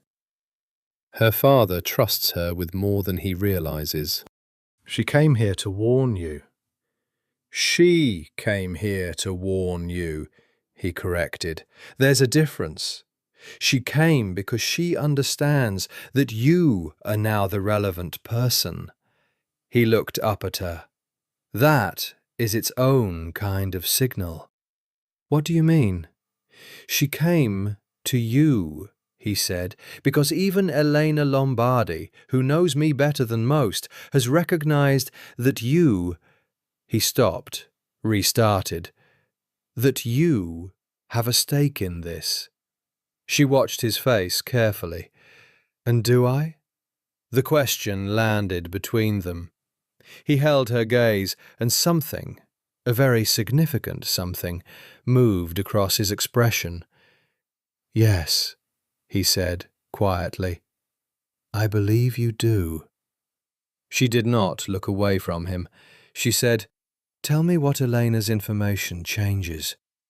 He ran a hand through his hair. The first time she had seen him make that kind of uncontrolled gesture.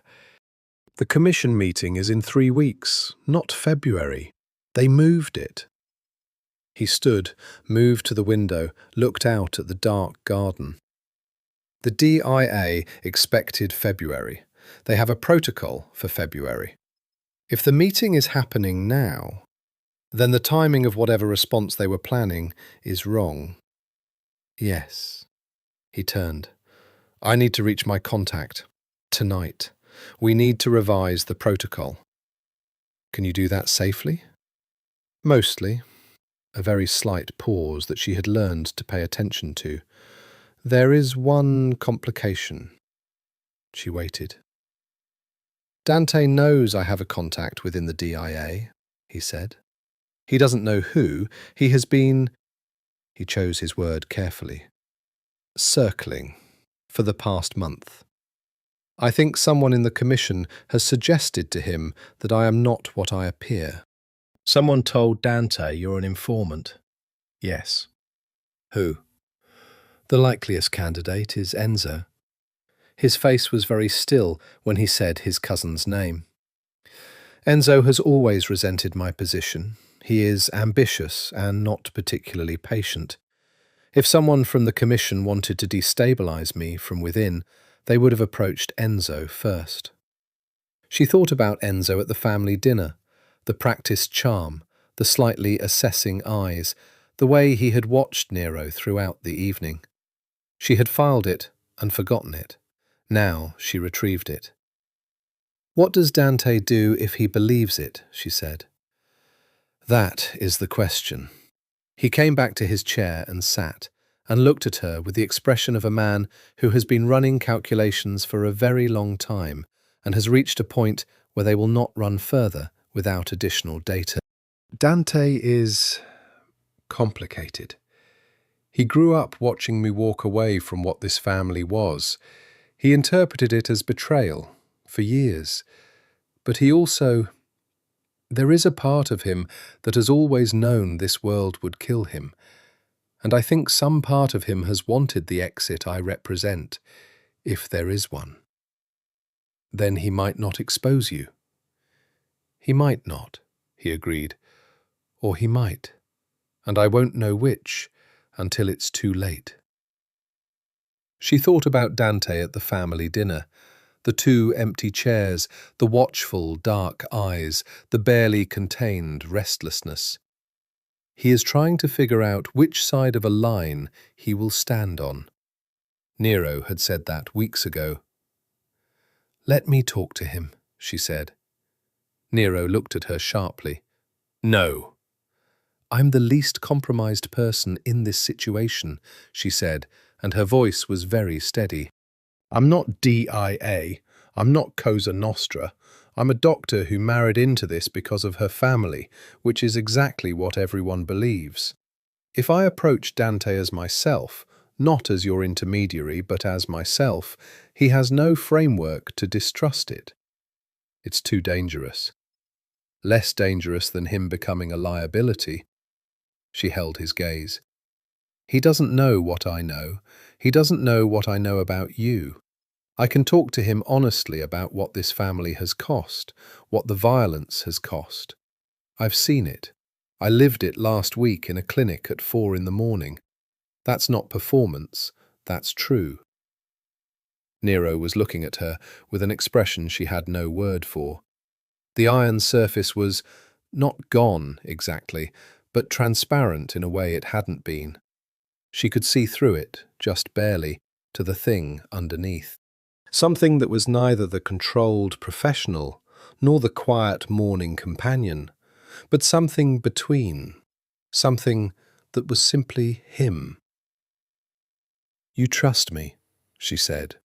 "You said no lies. This is me, in return." A long silence. "All right," he said. She breathed. "But not alone," he added. "I will know where you are, and if anything feels wrong, I'll leave." She met his eyes. "I'm not reckless." "No." He looked at her. "You're the least reckless person I have ever met." The way he said it was not quite a compliment, and not quite something else, something that sat in the space between description and admission, and she felt it as a specific, warm pressure somewhere in the center of her chest. She got up. "I'll reach out to Dante tomorrow," she said. "Fiora?" She stopped. He was still seated, looking up at her. His voice, when he said her name, had a quality she was only beginning to understand. The way a word sounds when the person saying it is fighting not to say something more significant. "Be careful." She thought of Julia saying the same thing months ago with an entirely different meaning.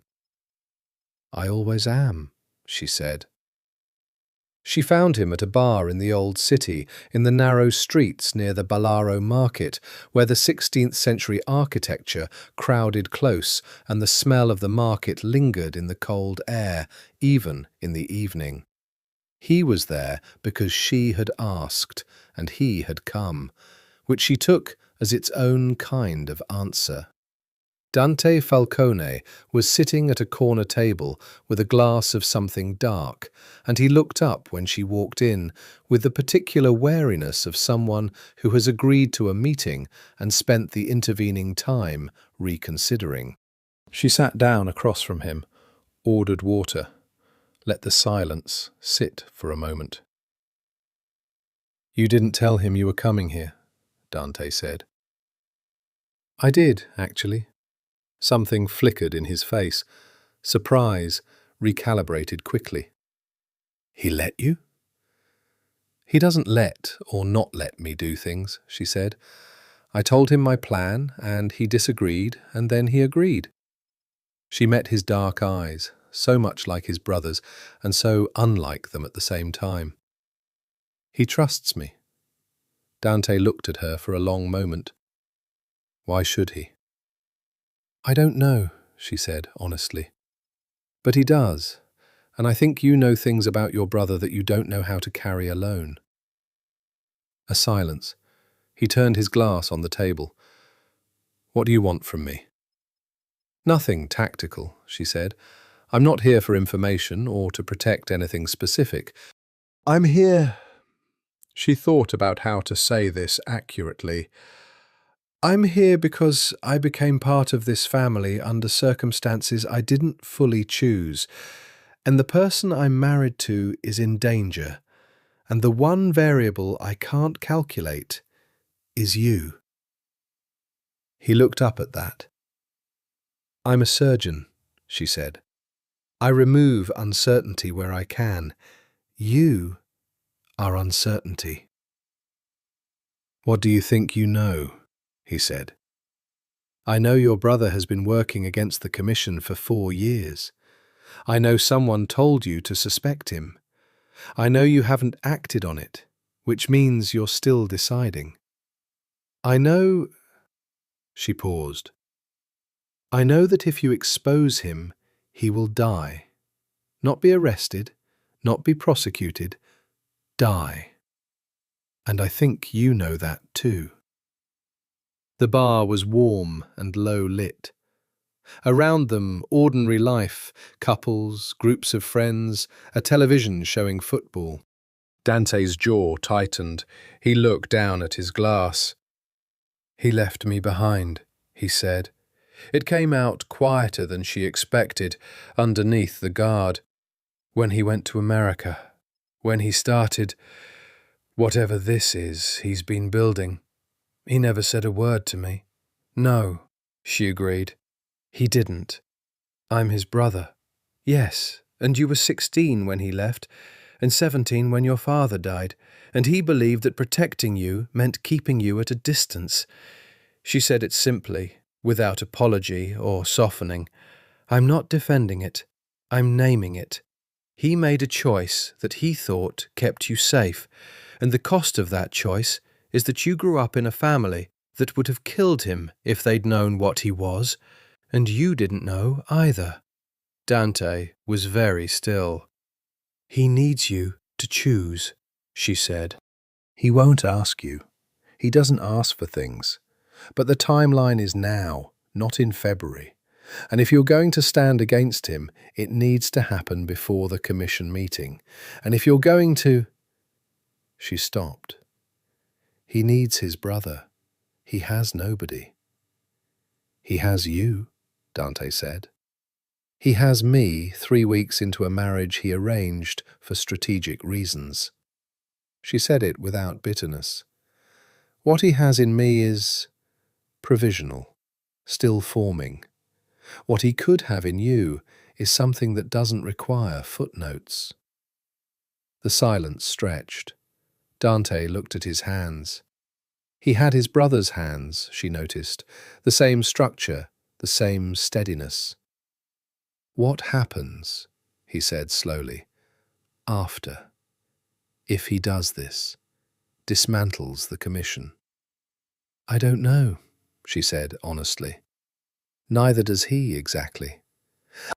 But the family's legitimate businesses are real. There's real value there. What comes after, I think, is... She searched for the word. Possibility. He lifted his glass and drank, set it down, looked at her with Nero's eyes and something in them that was different from Nero. Younger, rawer, less controlled, but underneath it, the same bedrock thing. You love him, Dante said. The word hit her with the specific force of something she had been not thinking for several weeks. She looked at Dante Falcone across a bar table in the old city of Palermo and heard the word love and felt it land and sat very still with it. I don't know, she said. I think I might. Something shifted in his face. He almost smiled. He's impossible, he said. He makes coffee before I ask. Every morning. She heard herself say it. He remembers things. He listens, really listens. She stopped. He's not what anyone thinks he is. No, Dante said softly. He's not. He sat back. I'm not going to the commission. I want you to know that. I decided before tonight. He looked at his hands. I needed someone to tell me he needed me. He wouldn't say it himself. No, she agreed. He wouldn't. Tell him... He stopped, reconsidered. Tell him I know where he keeps the marsala. A small, complicated smile. He'll understand. She looked at Dante Falcone for a moment and thought about the two brothers in this city, carrying separate halves of the same inheritance, and felt something in her heart that she was only now finding words for. Thank you, she said. Don't thank me, just... He met her eyes. Keep him alive. That, she said, is something I actually know how to do. She came home and told him. He listened to everything, standing in the library doorway, and when she was done, he was quiet for a long time. Then, he said the marsala. He did. The expression that crossed Nero's face was unlike any she had seen on him before, something that broke through the composure, the way sunlight breaks through specific cloud formations, sudden, complete, illuminating. He pressed his lips together and looked at the ceiling, and she understood, with a clarity that felt like hands finding a pulse, that the thing cracking open in his face was not what she'd have named emotion, so much as relief at a level too old and deep to be located in any recent event. He remembered, Nero said, quietly. What? When we were young, he looked at her. The old Don, our grandfather, had a particular bottle of marsala he kept for significant occasions. When our father died, Dante he couldn't stop crying. He was 17, terrible with grief. I found the bottle, and we drank half of it on the kitchen floor, and I told him... He stopped. I told him that some things end, but the people who know where the marsala is kept, those people are still standing. Something moved in his face. It was ridiculous. He threw a potato at me, but he stopped crying. She looked at him, at the cracked, open, unguarded thing his face was doing, and felt herself calibrating, not for distance, not for protection, but for proximity. He's still standing, she said. Yes, he breathed. He is. He looked at her with a question in his eyes that was the most unguarded thing she had seen from him yet. How did you know what to say to him? I didn't, she admitted. I said what was true. That's usually the thing that works, in my experience. She paused. That, and sometimes it helps to tell people what they already know, but can't hear from themselves. He looked at her for a long time.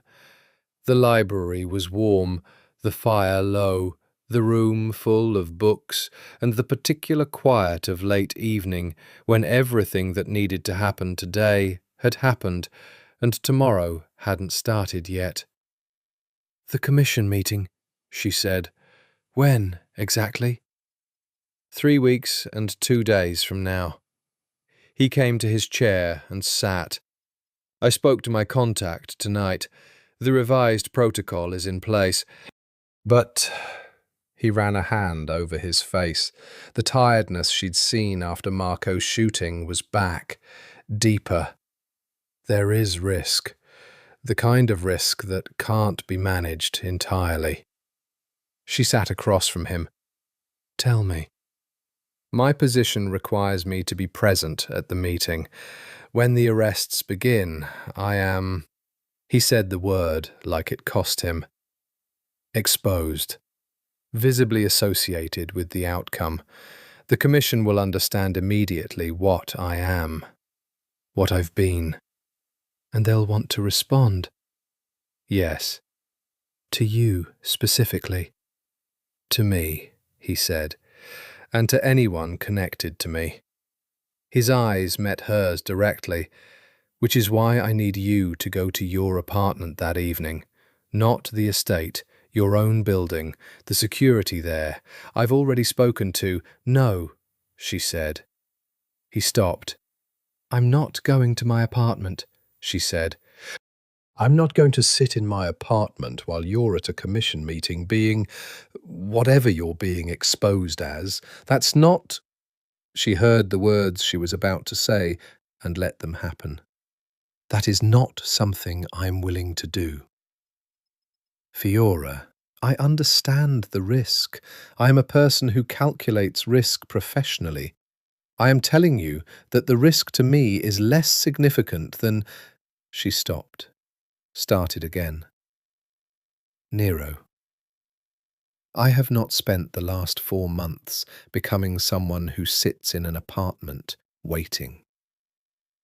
He looked at her with that quality of attention she had, somewhere in the last few weeks, stopped trying to calibrate for safety and simply allowed herself to be seen by.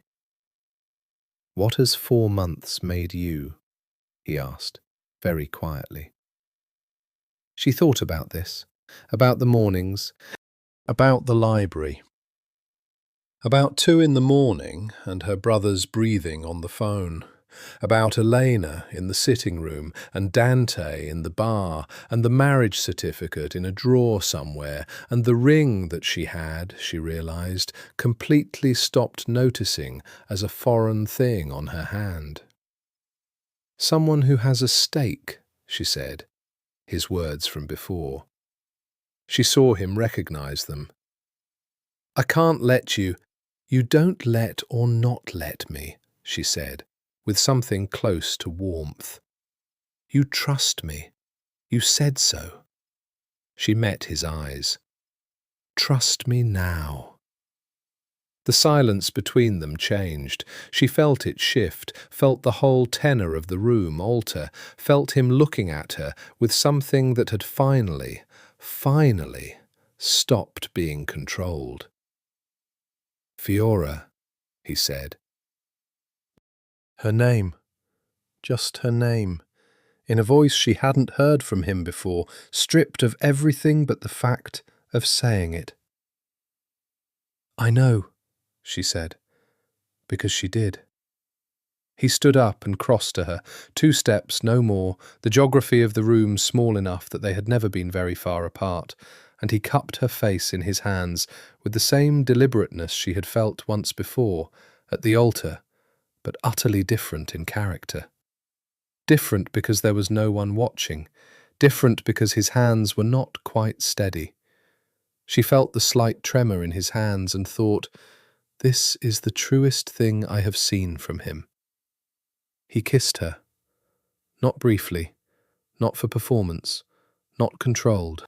She kissed him back, and the library was very quiet, and the fire had burned to embers, and somewhere in the city below the hills of Palermo, everything was 3 weeks from breaking open, and in this room, right now, she had her hands in his coat lapels, and she could feel his heartbeat, and she thought, this is what I would choose if choosing was simple.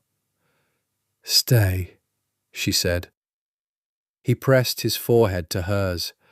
I'm not going anywhere, he said, and she heard her own words reflected back at her with a meaning that had grown considerably since she'd first said them. The 3 weeks before the commission meeting were the most ordinary and the most charged of Fiora's life. She worked, she operated. She had a patient, a 42-year-old schoolteacher from the Capo district, with a bowel obstruction that revealed under the knife a complication no one had anticipated, who required 9 hours of surgery, and who Fiora sat with in the ICU afterward until 5 in the morning, not because protocol required it, but because the woman had no family in the city, and Fiora had the specific compulsion of someone who does not abandon what they have begun. She came home from that shift as the sun was rising, and found Nero in the kitchen, and he looked at her, grey-faced, still in yesterday's clothes, and said nothing, only made her tea and eggs, and sat with her while she ate in silence. And she thought, this is the thing they don't tell you about. That love, the actual thing, the bone-deep version, announces itself not in grand gestures, but in small acts of witness, in someone who makes eggs at 6 in the morning without asking. She had decided, somewhere in the week after the library, to stop treating the word like a controlled substance to be rationed. She loved him. She had probably loved him for longer than she understood, in the way that things you've been resisting have already become true before you stop resisting them. She didn't say it. Not yet. Some things needed the right moment, and the right moment was not 3 weeks before a DIA operation that might kill him. Dante came to the estate twice that week. The first time he and Nero talked behind closed doors for 2 hours, while Fiora performed a very convincing act of reading in the library and thought about nothing else. The second time he joined them for dinner, and the 3 of them sat at one end of the long table and ate lamb and drank wine, and Dante told a story about Nero at 17 that Nero refused to confirm or deny, and Fiora watched the 2 brothers exist in the same space with a kind of cautious, tentative warmth that looked like something being rebuilt from its own rubble. She felt the rightness of it as a physical sensation. Inspector Ferraro called again. This time she answered. She said clearly and without elaboration, "I have nothing to say to you. What happens or doesn't happen is not something I will be discussing with this office. If you have evidence of specific crimes, I trust you will act on them through appropriate channels." A long pause. Then, "We're aware of your husband's cooperation, Dr. Esposito. I want you to know that our office intends to honor all agreements made with—" "I trust that you will," she said. "Good day," she told Nero. He looked at her with that look, the one she now recognized as the expression he used when she did something that he found both unexpected and exactly right. "You didn't ask me first," he said. "I handled a situation that required handling," she said. "I didn't compromise anything you've built. I simply made clear that I am not a resource." "Yes," he said. "That was—" He stopped. "That was very precise." "I'm a precise person." "You are," he said, and the look didn't change, and she held it until she felt heat in her face, and looked away, and heard him make a sound that was, possibly, probably, maybe the first time she had ever heard him actually laugh. Very quiet, but unmistakable. She filed it away, the sound of him laughing, soft and private, in the kitchen of the estate. She filed it alongside the sound of him saying, "Stay," and the feeling of his hands not quite steady on her face. She was building a collection, she realized. An interior archive of moments that mattered. She found she wanted more of them. The night before the commission meeting, she could not sleep. She lay in the bed in the East Wing suite, which had been, since the night in the library, less exclusively hers, a fact that had accrued in the way of all domestic facts, incrementally and without announcement. And she stared at the ceiling in the dark, and went through the protocols he had told her as simply as he could. The DIA would move at midnight. He would be removed from the room and moved to a secure location before anyone had time to respond. The arrests would be simultaneous. 5 families, 37 individuals. By morning, the commission would be structurally destroyed. That was the plan. She knew, with the part of her that had learned to know things about this world, that plans did not always execute precisely. He was awake beside her. She could feel it in the particular quality of his stillness, the stillness of controlled wakefulness, not sleep. She turned toward him. In the dark, she couldn't see his face clearly, but she could feel the warmth of him and the tension in his body that was nothing like his usual controlled stillness. "Tell me something true," she said, quietly. He was silent for a moment. Then, "I didn't expect you." Expected what instead? Someone manageable. Someone who would exist at a safe distance. Play a role. She thought about what she had been 4 months ago, standing on a terrace with her arms crossed, telling a man she had just met that she preferred to stand. "I don't do safe distances very well," she said. "No." She could hear the warmth in his voice, that particular quality that had come to live there. "You don't." A pause. "I was afraid of you," he said. "In the beginning, I was afraid of what you would see if you looked closely enough." "And now?" His hand found hers in the dark. "Now I think what you see is the only thing I've been sure of in 4 years." She pressed his hand. "You're going to be all right tomorrow," she said. She said it with the same conviction she used when she told a patient they would survive a surgery. The conviction born not of certainty, because certainty was never available, but of the absolute decision to act as if the best outcome were true. "I know," he said. "Do you?" "I do now." She lay in the dark and listened to him breathe, and matched her breathing to his, and thought about all the ways things could go wrong tomorrow, and then, deliberately, set that thinking aside. She was good at this. The choice not to fear until fear was necessary. The conservation of emotional energy for when it was needed. "Nero," she said. "Yes."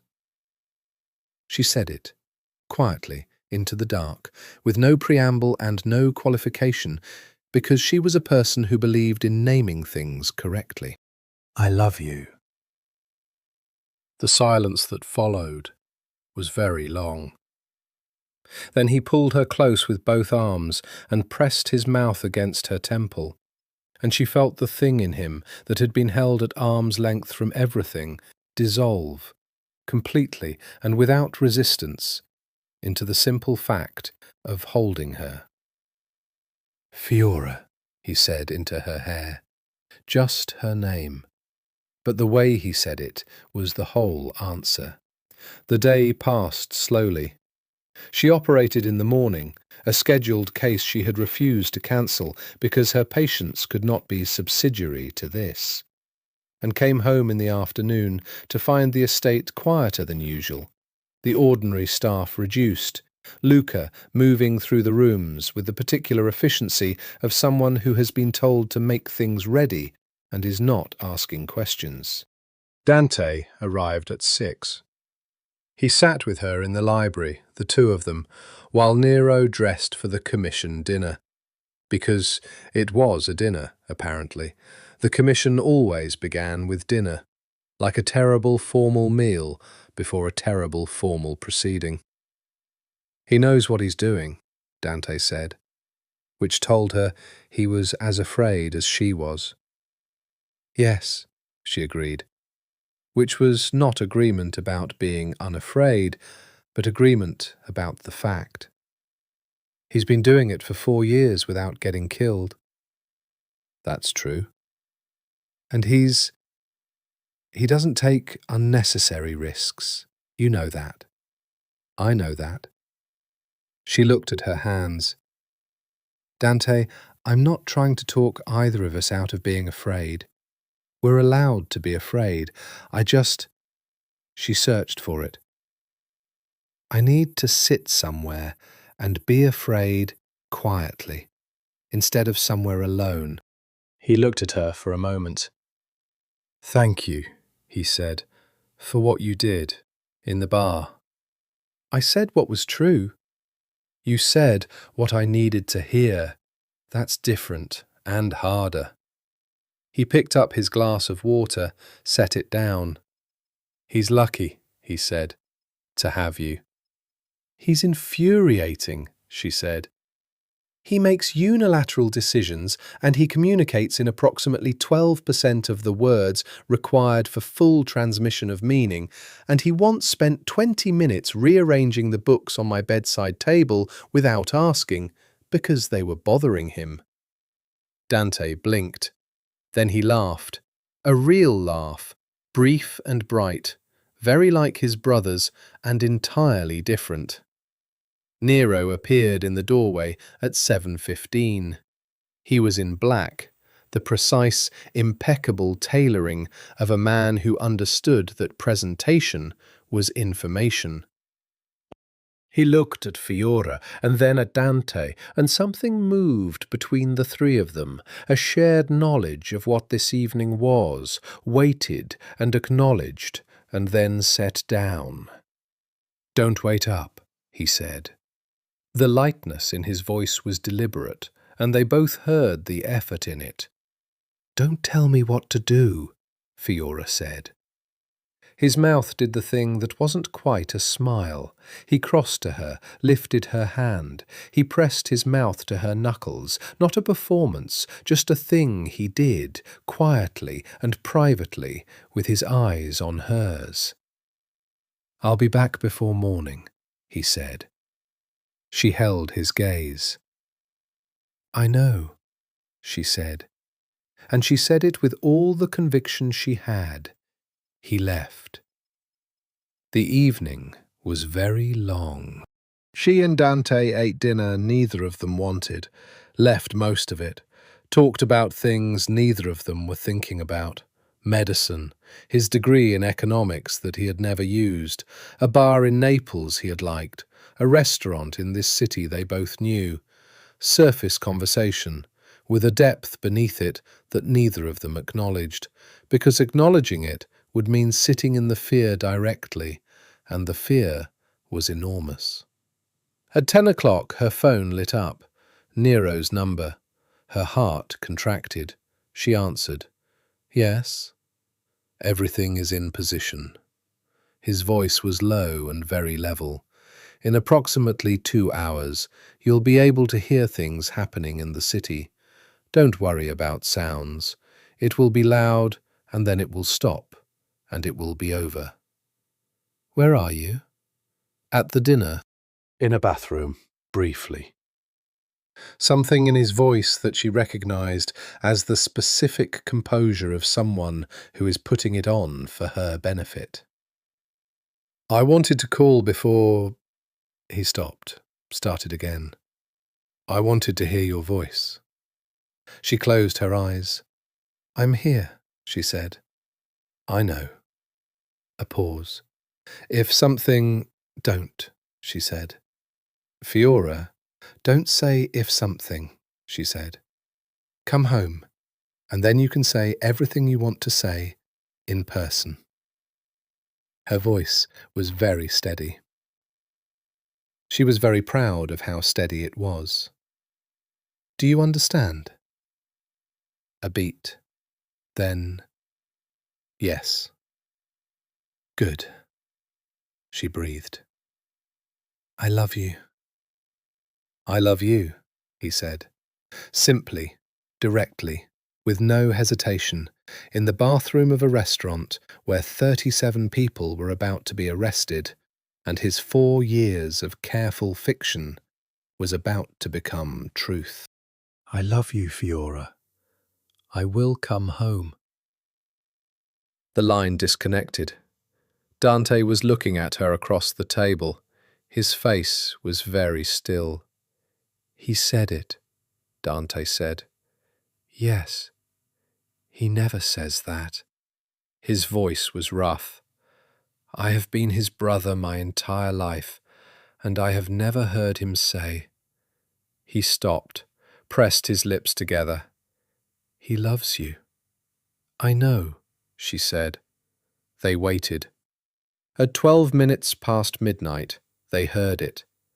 Distantly, from the city below, the sound of vehicles, and then voices raised, controlled chaos, the sound of a large, coordinated action, the sound of an organized world, fracturing along pre-cut lines. It lasted 47 minutes. Then it stopped. At 2:19 in the morning, a car came through the estate gates.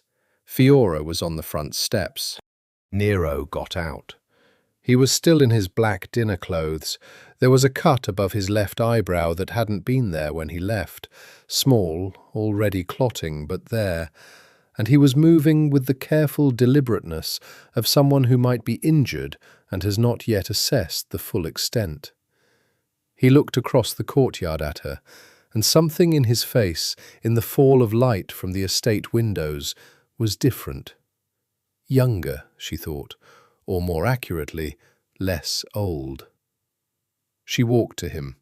She put both hands on his face and turned his head to look at the cut properly, and he let her, perfectly still, his hands coming up to grip her wrists, not restraining, just holding. "It's minor," she said. "Yes." "Are you hurt anywhere else?" "My ribs, possibly." "Enzo." He stopped. Enzo was not on the list. He found out. There was a... He exhaled. "Brief disagreement." "Let me look." "Inside," he said, and his voice, carefully controlled all evening, was at last fraying at the edges, the way things fray after too long under pressure. "Please, inside." She brought him inside.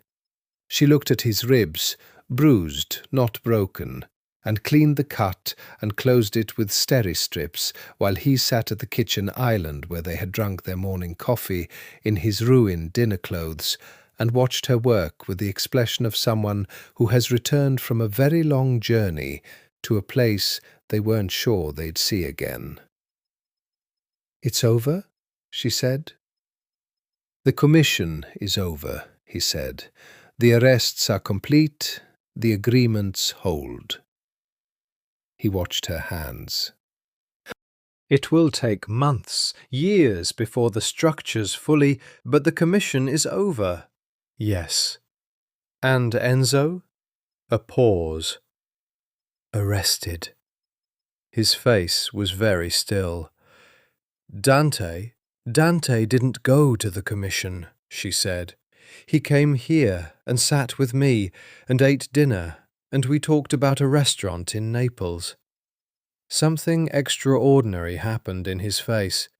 The fullness of relief, enormous and slow, like a tide coming in.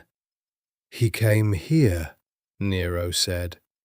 "He came home," Fiora said. In the days that followed, Palermo was a different city. Not visibly, not in the ways a tourist would notice, not in the surface of things. The market still operated, the churches still held their services.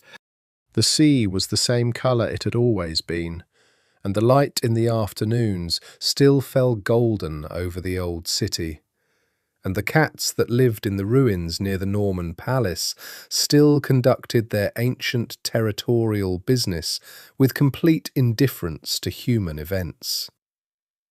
But in the structures beneath, in the specific architecture of power, who called whom, who answered, who sat at which table, and what was said there, something fundamental had changed. The commission was 37 people short, and the power that had moved through it was now moving through a vacuum, and vacuums in this world were not comfortable things. Nero was at the estate and not at the estate, present physically, absent in all the ways that mattered, immersed in the aftermath of what he had helped create. There were calls at all hours, men in expensive cars who came and sat with him in the study for an hour and left without acknowledging Fiora's existence. A lawyer who arrived on Tuesday and did not leave until Thursday. The DIA handlers who came formally now, in daylight, with documentation, which was different from the years of midnight phone calls and careful encryptions. She gave him the space he needed and went to work, and operated, and came home and made dinner, and sat with Dante sometimes when Dante needed somewhere to be that wasn't his own apartment, and wasn't the weight of what the family was reconstituting into. The three of them found, in those weeks, an equilibrium, not discussed, not planned, simply occurred the way genuine things occur when the conditions are right. She heard from her father that the Lombardy debt was dissolved, that Marco's territory was, apparently, no longer under threat, that the Esposito family name, in the new configuration of things, carried something it had not carried before. Don Carmine said none of this explicitly. He said it in the way he spoke about the garden, the weather, his health, the careful indirections of a man who does not know how to thank someone directly. She understood. She forgave him, finally, fully, in the way you forgive things when you can see the larger context of them. Marco called from the clinic where he was finishing his recovery, sounding like himself again, irritating, warm, completely unreformed. "Tell your husband I owe him," he said. "Tell him yourself," she said. "I don't know how to talk to him." "He makes coffee at 5:45 in the morning," she said. "Start there." Marco came to the estate on a Sunday. He and Nero sat in the kitchen for an hour and a half, while Fiora deliberately absented herself, and when she came back downstairs she found them at the kitchen island with coffee and a demolished plate of sfincione, talking about, of all possible things, football. Marco's face had a quality she hadn't seen on it in years, the quality of someone who is not afraid of the room they're in. She went to stand at the kitchen doorway and watched her brother talk, animated, gesticulating, and her husband listen with the specific quality of attention she knew now as his truest mode, completely present, not performing interest, but genuinely interested. And she thought, this is what after looks like. This particular configuration of people, in this particular kitchen, in this particular light. She filed it, added it to the archive. Inspector Ferraro called once more on a Wednesday, and this time she answered pleasantly. He wanted, in the careful language of bureaucratic necessity, to express the Directorate's appreciation for the Falcone family's cooperation and to confirm that the terms of all agreements were in full effect. "I'm sure my husband will be gratified to hear that," she said. "I'll tell him." A pause, then, slightly more humanly, "Dr. Esposito, are you—" He searched for the word. "Well?" She considered. "I'm very well," she said, and meant it in a way she could not have predicted 4 months ago, standing on her father's terrace with her arms crossed, looking at a man who had already read her file. She went back to her patients. She had a patient, the school teacher from the Capo district, recovered now, stitched back together, coming in for a follow-up, who grabbed her hand when Fiora came in and said, "You stayed with me. My husband told me. You stayed until morning." "You were my patient," Fiora said. "It was where I needed to be." The woman held her hand and looked at her with the frank, exhausted gratitude of someone who has been on the wrong side of survival and made it back. "God sent you," she said. Fiora thought about this on the drive home, about the particular privilege of her work, to be the person someone needed in the worst moment, to use what she knew in service of keeping people alive. She had spent years trying to build enough distance between herself and this world, this family, these entanglements, to practice medicine cleanly. And what she had found instead was that the distance was not the thing that made her a good doctor. Presence was. The willingness to stay, to not look away, to put your hands into the complicated and find the thing that could be saved. She came home to the estate in the late afternoon, and the light was already going golden, and from the front steps she could see the whole valley below, and the city in the declining day, and the sea beyond it, the Mediterranean blue-grey and immense. Nero was on the balcony off the library. She saw him from the courtyard, his figure against the sky, standing as she had seen him stand before, looking at the city. She went upstairs and through the library and out to the balcony and stood beside him. He reached over and took her hand without looking, without ceremony, with the ease of something that has become natural. She looked at the city with him, at the light on the old stone and the church domes and the market stalls beginning to fold for the evening, and the sea beyond all of it, permanent and indifferent and beautiful. "What are you thinking about?" she asked. "Tomorrow," he said, "for the first time in 4 years." She tightened her hand in his. "What's tomorrow?" she said. He looked at her.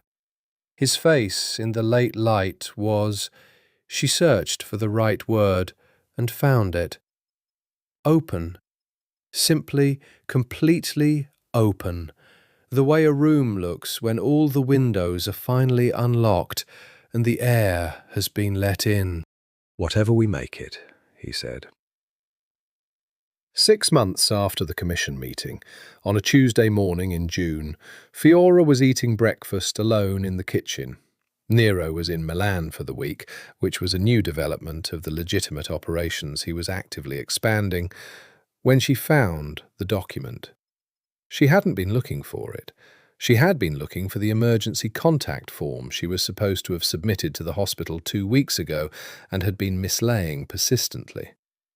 She found the document in the left side drawer of the kitchen island, where she'd been looking for a pen, tucked under a map and a set of keys she didn't recognize. It was the prenuptial agreement. Their prenuptial agreement. She stood in the kitchen with morning light coming through the windows and looked at the paper and turned to the page she had read 3 times the first time, the page titled Duration and Dissolution, and she read it again. The marriage will be reviewed at the 3-year mark by mutual consent. 3 years from their wedding date was 7 months away. She set the paper down on the counter and poured herself more coffee and looked at it. She had not thought about the clause in months. She had filed it when it became clear that the thing she was living was not what the clause anticipated, and had not retrieved it. Now she stood in the kitchen of a house she had come to inhabit fully, in the city she had always loved, married to a man she loved without reservation, and had told so repeatedly in the months since November, and she looked at a clause that gave both of them an exit in 7 months. She called him. He answered on the first ring. "Fiora, is everything's fine," she said. "I found our prenuptial agreement." A pause. "Why were you looking for it?" "I wasn't. I was looking for a pen." She looked at the paper. "Nero, the 3-year clause." Silence. Then, "Yes. Do you want to invoke it?" "No." His voice was immediate, flat, absolute, zero calculation in it at all.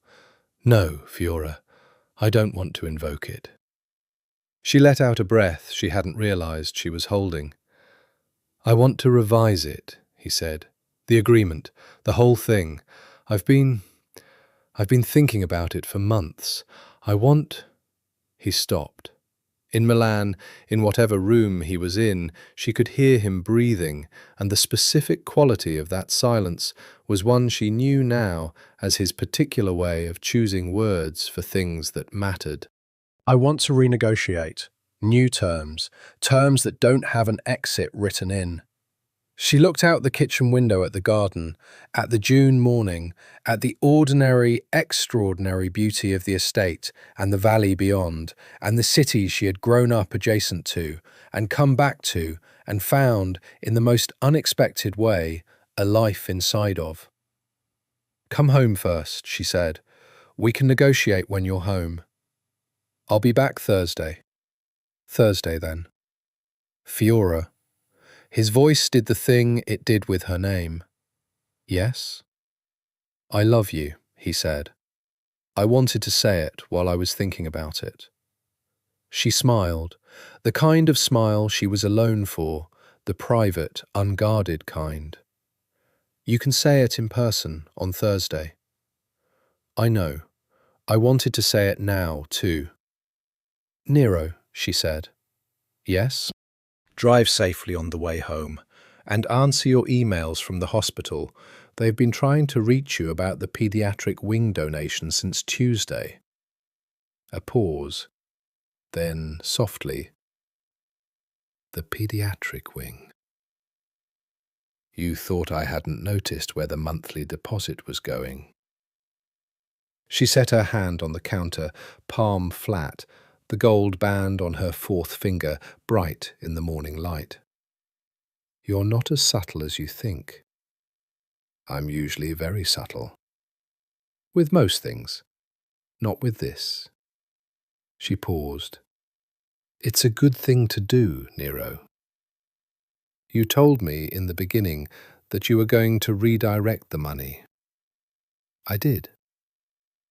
I thought a beat. I wanted to do something useful with it, instead of... He didn't finish the sentence, but she heard it. Instead of everything else the family's money has funded. She understood.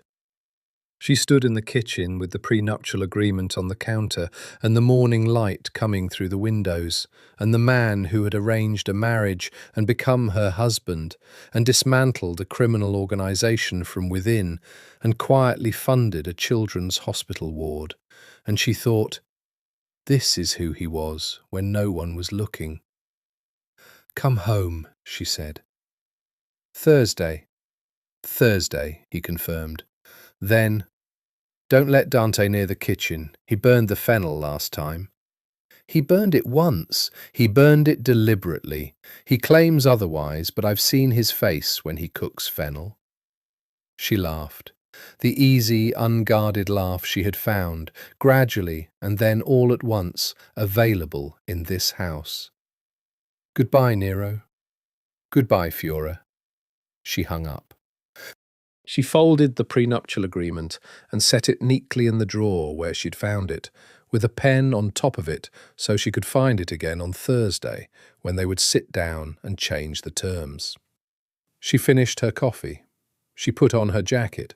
She was in the car on the way to the hospital when it occurred to her that she was happy. Not dramatically happy, not the happiness of event or revelation, the quiet, structural happiness of someone who is in the right life.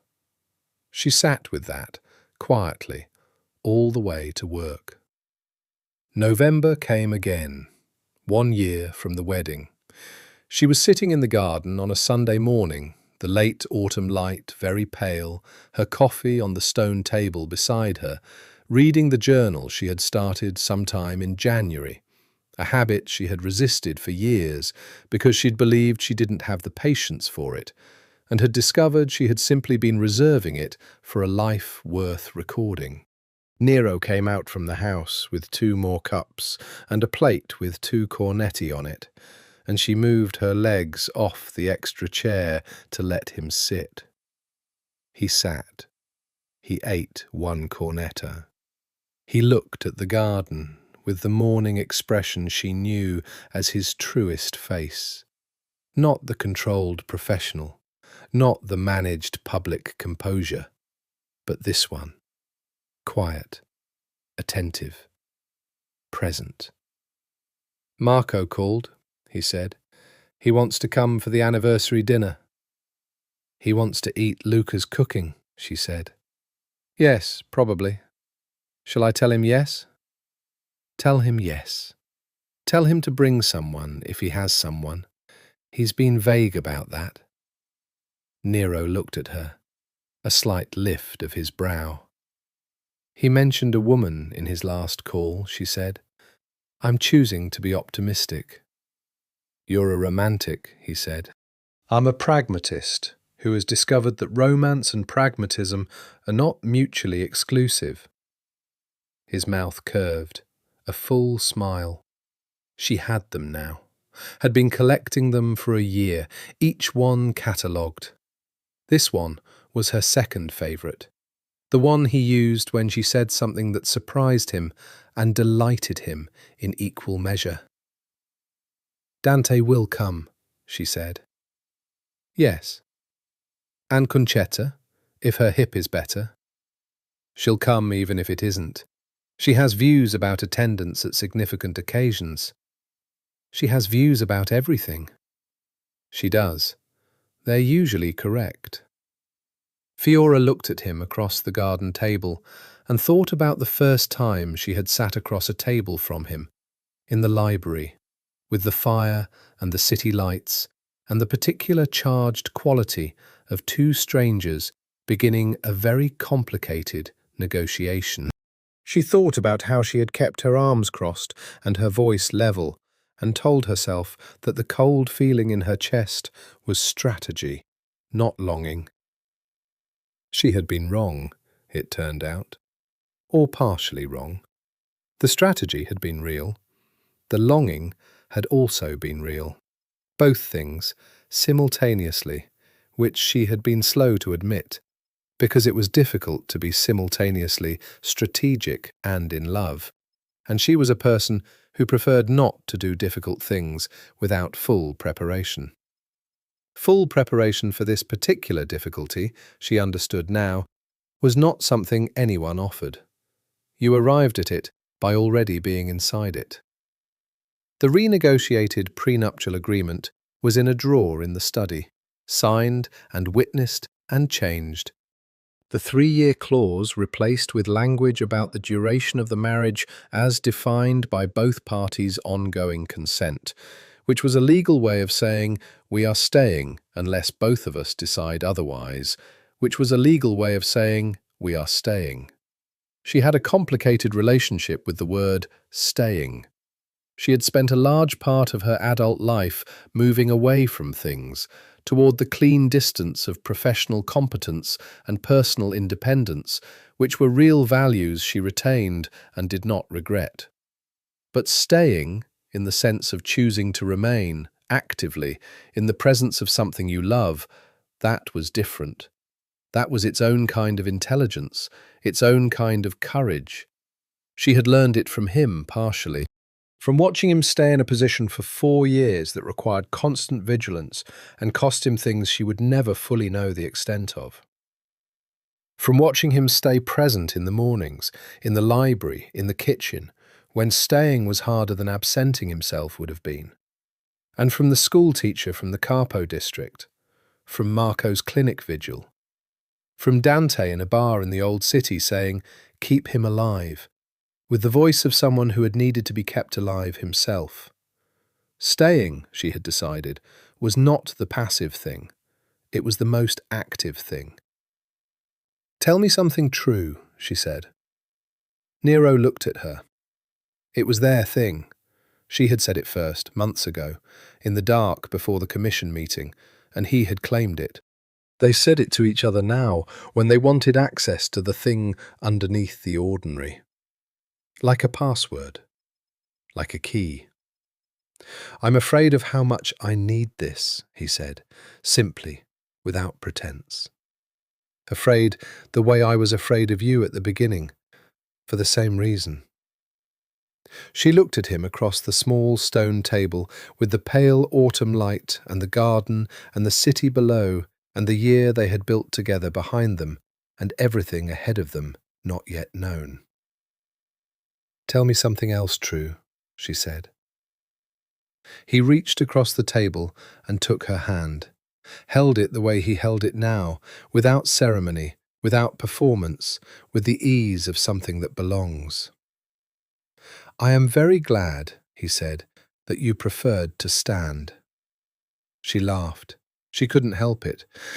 The real laugh, the unguarded kind, that she had brought into being in this house and offered him willingly and would not take back. So am I, she said. The garden was quiet. The November light moved on the stone. Below, in the valley, Palermo was doing what Palermo always did, surviving, enduring, being beautiful and complicated, and entirely itself. She picked up her coffee with her free hand and her journal with the other, and began to write, and he sat beside her in the Sunday morning silence, reading whatever he was reading, and the cypress trees were dark and still against the sky, and the estate walls held them in their specific and particular warmth, and she wrote, Year 1, The Shape of Things. And then she stopped and looked at him reading, and thought, there are not enough pages. They went back to the chapel on the anniversary. Not for a ceremony. There was no second ceremony, no public marking, no performance for anyone else's benefit. They went in the early evening, before the dinner, the two of them only, walking from the estate through the garden in the last light, through the cypress trees and across the grounds to the old stone building at the edge of the property. The chapel was unlocked. It always was, Nero had told her, because his grandmother had insisted on it. God's house is always open, she had apparently said, with the absolute conviction of a woman who had lived long enough to know exactly which things were negotiable. Inside, it was cold and still and smelled of candle wax and old stone. The painted ceiling was the same, the stained glass was the same. The particular quality of the light, filtered and coloured and scattered across the floor, was the same. They sat in the front pew, not kneeling, not performing piety, just sitting, the way two people sit together in a quiet place. I keep thinking about what I would have said, Fiora said, if I'd known. At the altar. If I'd known what I know now. What would you have said? She thought about it. She was a person who believed in accuracy, who had always measured words against what she actually knew and refused to overclaim. She thought about what she knew now, the full knowledge, the 1 year of mornings and emergencies and negotiations and laughter and the particular texture of loving a person who is difficult and worth the difficulty. The same things, she said, but differently, with more intention.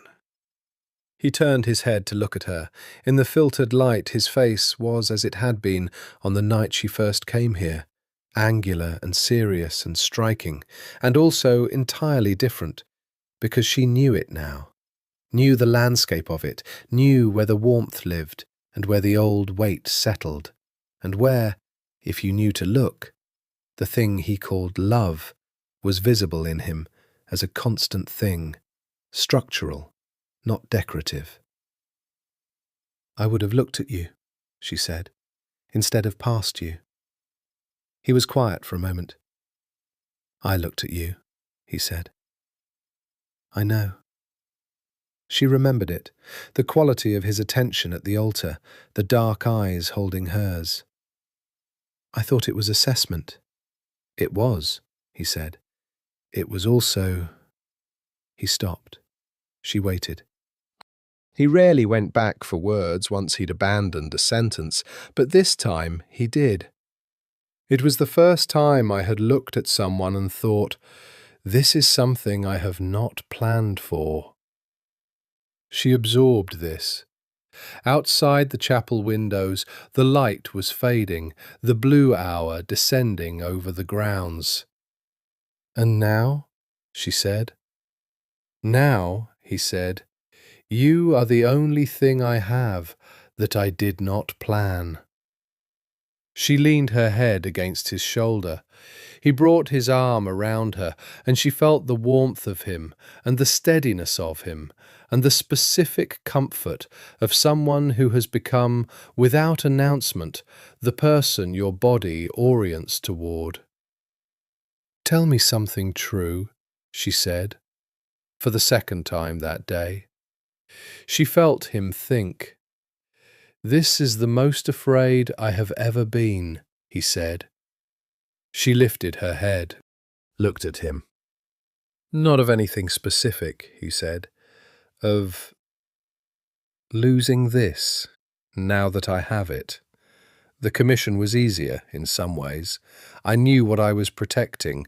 I knew the shape of the risk." He met her eyes. "This is different. The risk is larger because what I would lose is larger." She put her hand against his face, the deliberate, careful gesture she recognized from the altar returned to him. "The risk is large for me too," she said. "That's what love is. You know that." "I know it intellectually." "You know it completely," she said. "You're just afraid of knowing it completely." He turned his face into her hand slightly, an involuntary thing, the smallest surrender. "Tell me something true," he said, his turn. She thought about what was most true. "I had a patient a long time ago," she said. "First year of my fellowship. A man who had been in an accident, internal bleeding, very bad odds. We operated for 6 hours and we saved him." She paused. 3 days later, he was walking in the corridor, and he stopped me and he said, "Is this what after feels like? Because I thought it would feel different." And I didn't know what to say to him. I thought, "You'll find out what after feels like when you've had enough time in it." She felt Nero listening, completely the way he listened. "What I know now," she said, "is that after doesn't feel different. It feels like the same life, with the fear removed." He was quiet for a moment, then, "And what replaces the fear?" She thought about the kitchen in the mornings, the coffee, the books, Dante burning fennel, Marco's laugh, the schoolteacher's hand in hers, the prenuptial agreement in a drawer, renegotiated. "This," she said, "all of this." He pressed his mouth to her temple, held it there. She felt him breathe. Outside the chapel, the estate grounds were darkening, the cypress trees going black against a sky that was still holding the last gold of the day. In the main house, Luca would be setting the dinner table. Marco would arrive in an hour, probably with someone, probably with the apologetic grin of someone who has brought an unannounced guest and is counting on his sister's good nature. Dante would arrive with Marsala because it had become his thing, the bottle of Marsala, his way of honouring a private language between brothers. Concetta, whose hip had recovered sufficiently, would arrive with opinions about the wine selection, and precisely one compliment, delivered so obliquely it could only be understood by people paying close attention.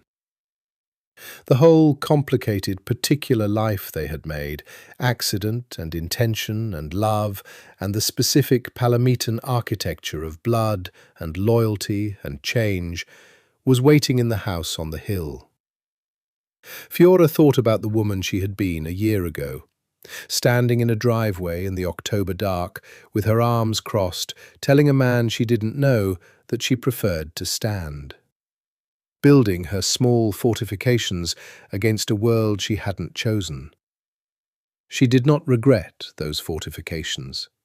They had made her careful, and careful had gotten her here. But here was not what she had been trying to build. Here was what she had found when she stopped running the calculation and simply stayed. She took Nero's hand. He looked at her. "Come on," she said. "They'll be arriving soon." He stood and helped her up, with the ease of someone who has been doing this for a year and expects to do it for many more.